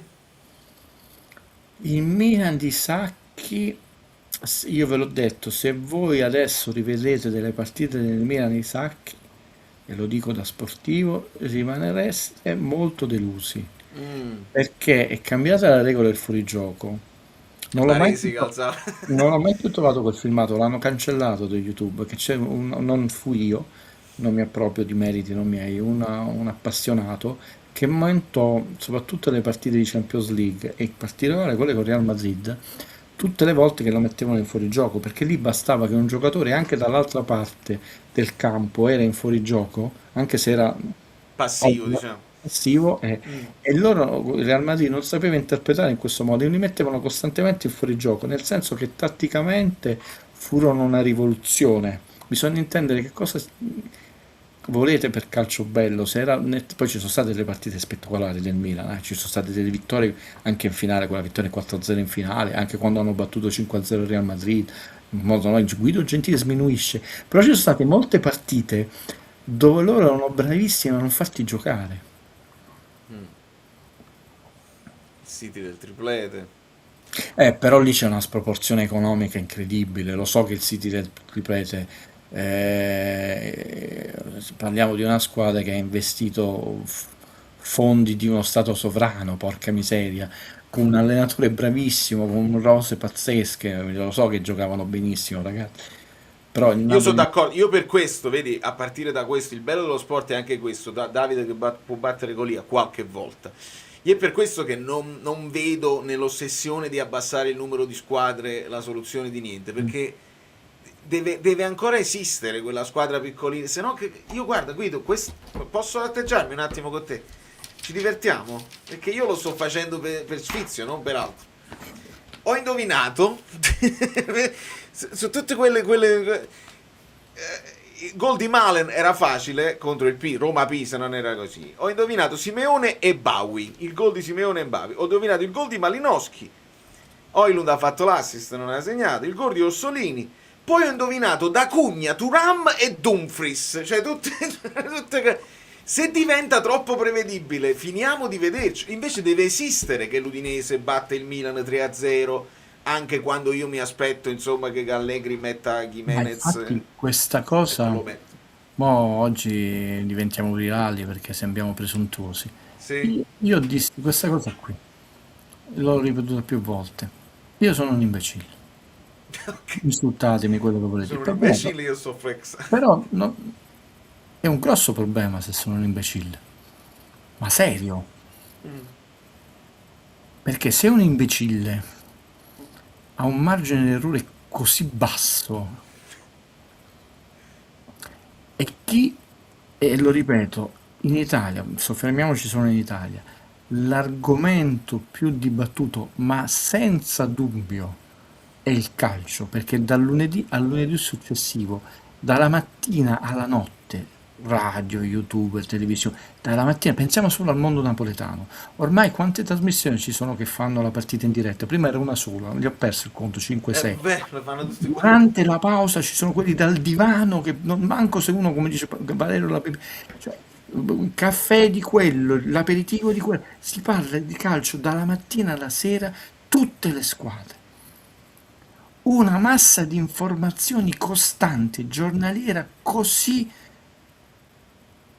proporzionata. Noi, e arrivo chiuso, dovremmo essere come Valerio, non serve nemmeno guardare la partita, e invece i margini degli errori sono infiniti. Perché io devo dire, tu stracci il tasserino, ma avevi detto che il Pisa era forte, non è che sta retrocedendo, non ha proprio fatto il campionato, non è un errore, è proprio clamoroso, perché noi dici, vabbè, poi all'ultimo è retrocesso, è messo lì, ultimo, penultimo, ultimo, e di questi errori clamorosi sono tantissimi, senza considerare una brutta tendenza che si è presa adesso, che quando devi parlare intellettualmente onesti, bene di un calciatore, intanto fai l'esempio negativo di un altro. Devo parlare bene di Lucca perché devo parlare male di Conte e mi faccio tutto un servizio totalmente cazzo, con numeri sbagliati, con Simeone che non stava segnando mai, eccetera. Quello ti va a fare 9 gol quest'anno Simeone, porca miseria. E Lucca è fermo ancora 1+1. Però il punto è quello di Valerio. Guida è un cretino, togliamolo. Valerio è un semi-cretino. Ma com'è possibile che questa te la becca, questa te la becca, questa... Adesso si diverte a beccare non il risultato, la tendenza... È troppo... Cattore! L'unico divertimento che ho. Per chiudere... Villarreal, ma Valerio, per fare il tuo discorso. Sempre una città che è meno grande di Fuorigrotta. Così piccolo. C'ha un certo sportivo che non è quello di De Laurentiis, 12 campi, ma io dove devo firmare? L'avete visto? Andatelo a vedere su YouTube, è bellissimo. Quindi è facile citare quello del City, del Real Madrid, dell'Atletico, delle grandissime società. Villarreal, 58 Villarreal vale il Chievo. Sta sempre nelle coppe, ma no, ma se le fa le coppe. Ha fatto una semifinale di Champions, ha vinto un'Europa League, si è fatta varie semifinali, quarti di finale. Quest'anno sta lottando per ritornare in Champions. 58 Vinse quella di Albiol, Albiol. Vero? Albiol, infatti festeggiamo. Sì, dico, Valerio, vi avevo promesso una cosa, perché mi è venuto male una sciocchezzuola. Mi è venuto in mente l'altra volta, no? In base alla nazionale. A un certo punto Woody Allen ha superato il record di candidature come miglior sceneggiatore. E Woody Allen ha una carriera cinquantennale e ha fatto 50 film, e tutti dicono, la bravura è che sono tutte sceneggiature originali. In realtà, Valerio, una sceneggiatura di Woody Allen tecnicamente non è originale. Ed è il film del 72, tutto quello che aveste voluto sapere sul set non avete mai osato chiedere. In realtà afraid, timore di chiedere, sempre così faccio un onore al padrone di casa. In realtà è vero comprarono i diritti del libro, ma non c'è manco una parola uguale al libro, l'hanno comprato solo per Ah, il titolo del libro. Poi Woody Allen ha scritto un film totalmente ex novo, senza... bellissimo. Mm. Ma questo che c'entra, dice? C'entra che i titoli sono meravigliosi e a volte da noi cambiano. È uno dei più grandi maestri che solo abbiamo dovuto aspettare Tarantino per rivalutarlo, Castellari, era famoso per i suoi titoli meravigliosi. Vado, l'ammazza e torno. Tarantino ha comprato i diritti di quel maledetto treno blindato che in America, Bastardi senza una gloria, e lui l'ha stroppiato di una consonante solo per avere il titolo di Bastardi senza una gloria, che di fatto non è il remake di quel maledetto treno blindato. Però, e tra l'altro fa anche un cameo. Ecco, una volta chiesero al maestro Castellari come lui scegliesse i titoli. E lui diceva, se uno sente questo titolo, e mi scuso per i termini, anche se ormai sono sdoganati, però possono essere un poco eleganti, un po' volgari, quindi sia con il gentilsesso che con i bambini, me coglioni oppure sti cazzi. Allora dice, se uno sente il titolo, dice, me coglioni o sti cazzi, lo scelgo. Quindi, ho detto, se uno dice, me coglioni, cioè, ho detto, vado, l'ammazzo e torno, me coglioni. Se dici, l'assassino risponde al telefono, e sti cazzi, eccetera. Sai qual è il problema del calcio in Italia, Valerio? Che noi abbiamo dipinto gli sti cazzi al posto dei miei coglioni. Ecco perché ci troviamo male. È Perché quindi bellissimo. non erano miei coglioni, ma erano sti cazzi. E quindi non è il sinistro di Maradona, ma era un... È bellissima sta cosa. È E profonda così è successo, e mi Valerio. dispiace se non arriva. Ma Lo so. 350 se la sono godute dal vivo e qualcuno se la recupererà dopo lasciando il like in questo momento. Ci Guido, ci torneremo, lasciamo così. ci Que- torneremo. Ci Poi, torneremo su questa campionato. domanda anche perché Midori è giusto che chieda questa cosa, anche perché ne ha parlato anche De Laurentiis. Il tempo effettivo, come nel basket, può essere una soluzione per le No, perdite di ammazzerà il tempo. calcio, ve lo anticipo, ma poi vi spiegherò tecnicamente, a prescindere che Valerio l'ha fatto notare, senza nemmeno un gentiluomo chiamarmi e dire Guido, ma nel basket, sapendo, basta un controllo, vedete, un controllo immediato, tutti sanno che nel basket c'è la pausa del primo. No, in realtà me l'aveva già detto lui anticipandomi, però ha detto, vabbè, fammi prendere Però lo questa screenshot. cosa la voglio spiegare tecnicamente e emotivamente. Sarebbe proprio il suicidio. E vi dico intanto il finale, perché tu ti perderesti gli spettatori da stadio e intanto hai perso quelli della TV che stanno scegliendo i diritti. Tu devi far giocare meglio, di più, con più ritmo. Ma tu pensa alla partita di oggi. Sì, è vero che tu hai il tempo effettivo, interrompi il cronometro, ma non è che giochi al calcio. Tu fai l'azione e ti interrompi, fai l'azione e ti interrompi. Il- Si perde il flow. l'obiettivo invece è proprio il contrario. Io una volta cominciai a vedere, un po' diamo soddisfazione, ma non come forma sembra brutto dirlo, di elemosina, ma proprio di cuore. Quando incominciai a vedere che il calcio inglese era cambiato, ho detto, oh, questi sono 15 minuti, la palla non è manco andata in fallo laterale. Tu trovi una partita in Italia dove tu per non 15 minuti, per 3 minuti hai un'azione Cioè, con tutti. Noi dobbiamo arrivare a avere tanti minuti continuativi di uno sport. Il calcio è un terreno più grande, il basket è più piccolo, si gioca con le mani, non perdi la spettacolo, puoi fare in un secondo e mezzo canestro. Dai Lakers in poi anche con il lancio baseball, il 12 millesimo assist di LeBron è un assist che va dal canestro dei Lakers dall'altra parte del campo. È proprio diversa la meccanica. Quando De Laurentiis si dice queste cose, io non so se perché ci crede veramente, perché butta una cosa lì, però lì ti rendi conto che non capisce nulla né di basket né di calcio, perché sono due sport diversi e vi dice uno che li ama enormemente, no? Però sarebbe un suicidio, cioè renderesti ancora più spezzettato, sterile e noioso il calcio. Dopodiché anche chi va a vedere la partita allo stadio, che comunque hai un po' di meno per quanto riguarda le riprese, il replay, ma un po' di più per quanto riguarda il senso di partecipazione emotivo rispetto a vedere la televisione, no? Secondo me c'è un plusvalore emotivo, no? certo. Tu perderesti spettatori, ne sono sicuro, poi posso sbagliare, questa è un'impressione, non è il Vate, solo i SIT e il Vate ragionano per assoluti, Però c'è un fatto tecnico, tu in quel modo staresti proprio facendo il massimo di quello che non devi fare, snaturare totalmente il senso del gioco del calcio. Qual è l'obiettivo? Avvicinare le persone, bisogna giocare bene a calcio, non, e devi educare a giocare bene a calcio.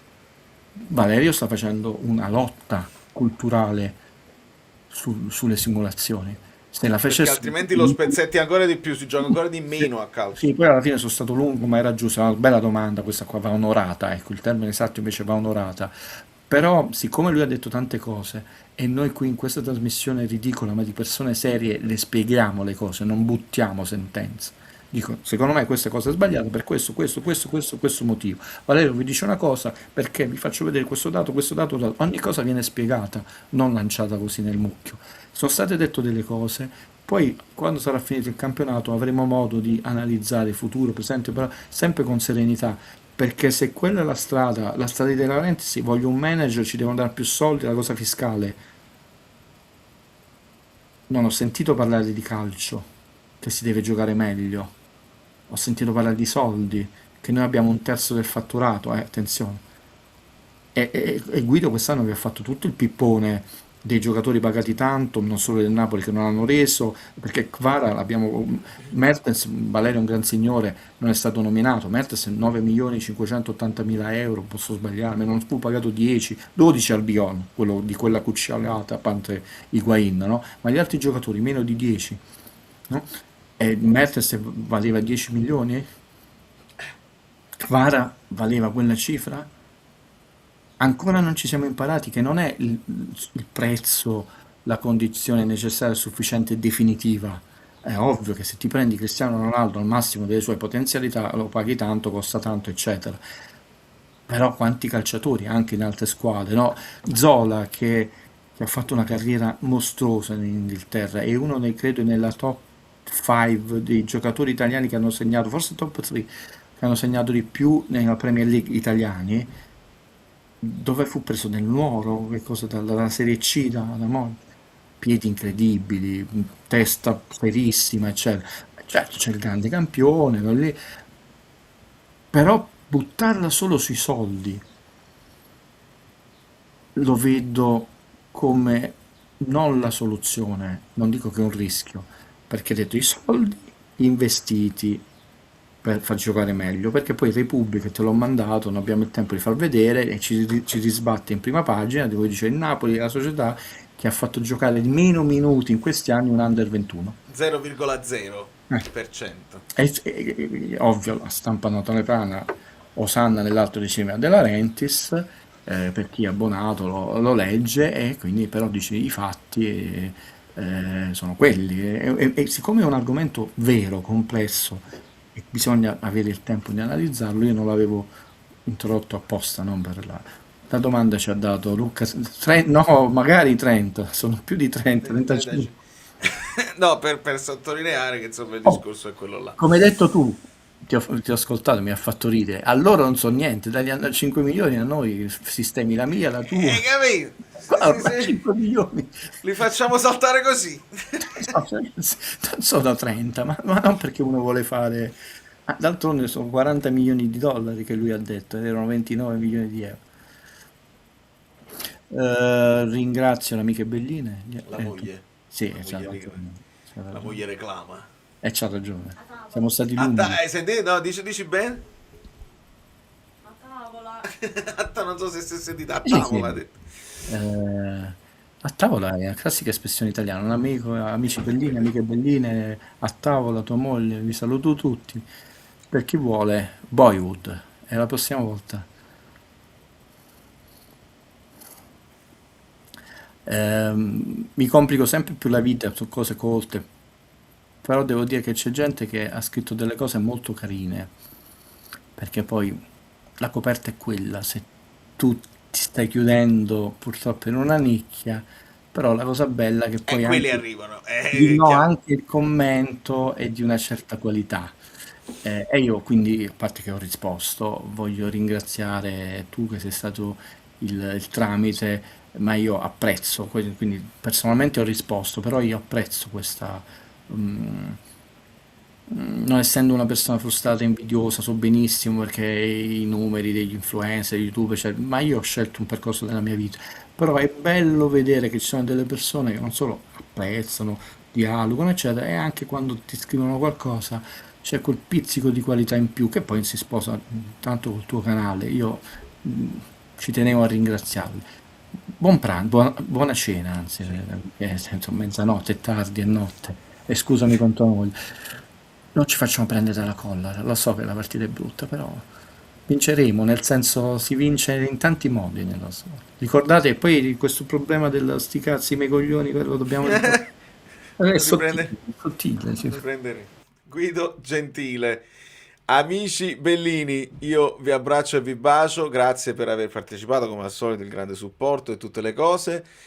E tu sei uno nuovo, Albe, bisogna iniziare a sanzionare chi fa insulti per razzismo. Non mi ricordo il tuo nome, ma se sei nuovo benvenuto, ringrazio tutti. A tavola internazionale, assolutamente, l'accento eccetera eccetera. Vado a fare le mie cose, domani vi potete aspettare un'analisi, perché analisi tattica va fatta, al di là del fatalismo che mi ha preso, nel senso che a un certo punto si ferma la striscia di vittoria, però l'abbiamo interrotta, il che significa che la possiamo riprendere, senza quel patema di dire ma come facciamo? 7 vittorie consecutive, 8 vittorie impossibili. Adesso è interrotto, quindi possiamo anche ricominciare senza proprio problemi, con grande dignità, consolidare, e se poi inciampa. Amici belli nella ribalta, Poiani è bello, tutti lo sanno. Molto bene, vedo un clima sereno, mi fa piacere. Allora, prego.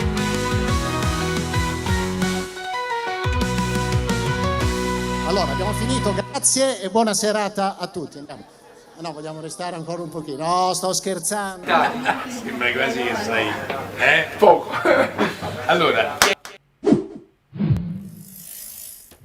Esatto, era un grazie a tutti.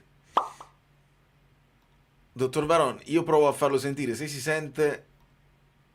Ciao Valerio, Nel nero. amici bellini, vocale last minute, perdonatemi, solo ora ho potuto collegarmi per lavoro, ci tengo a dire una cosa. A noi va bene, deve andarci bene, perché comunque, secondo il mio modesto parere, la squadra non è rodata, anche per fare il secondo posto, in effetti. Non è rodata, ci sono stati troppi incidenti. L'anno prossimo sicuramente lo sarà di più. Forza Napoli sempre. Spero che si sia sentito. Se non si è sentito, lo recupero.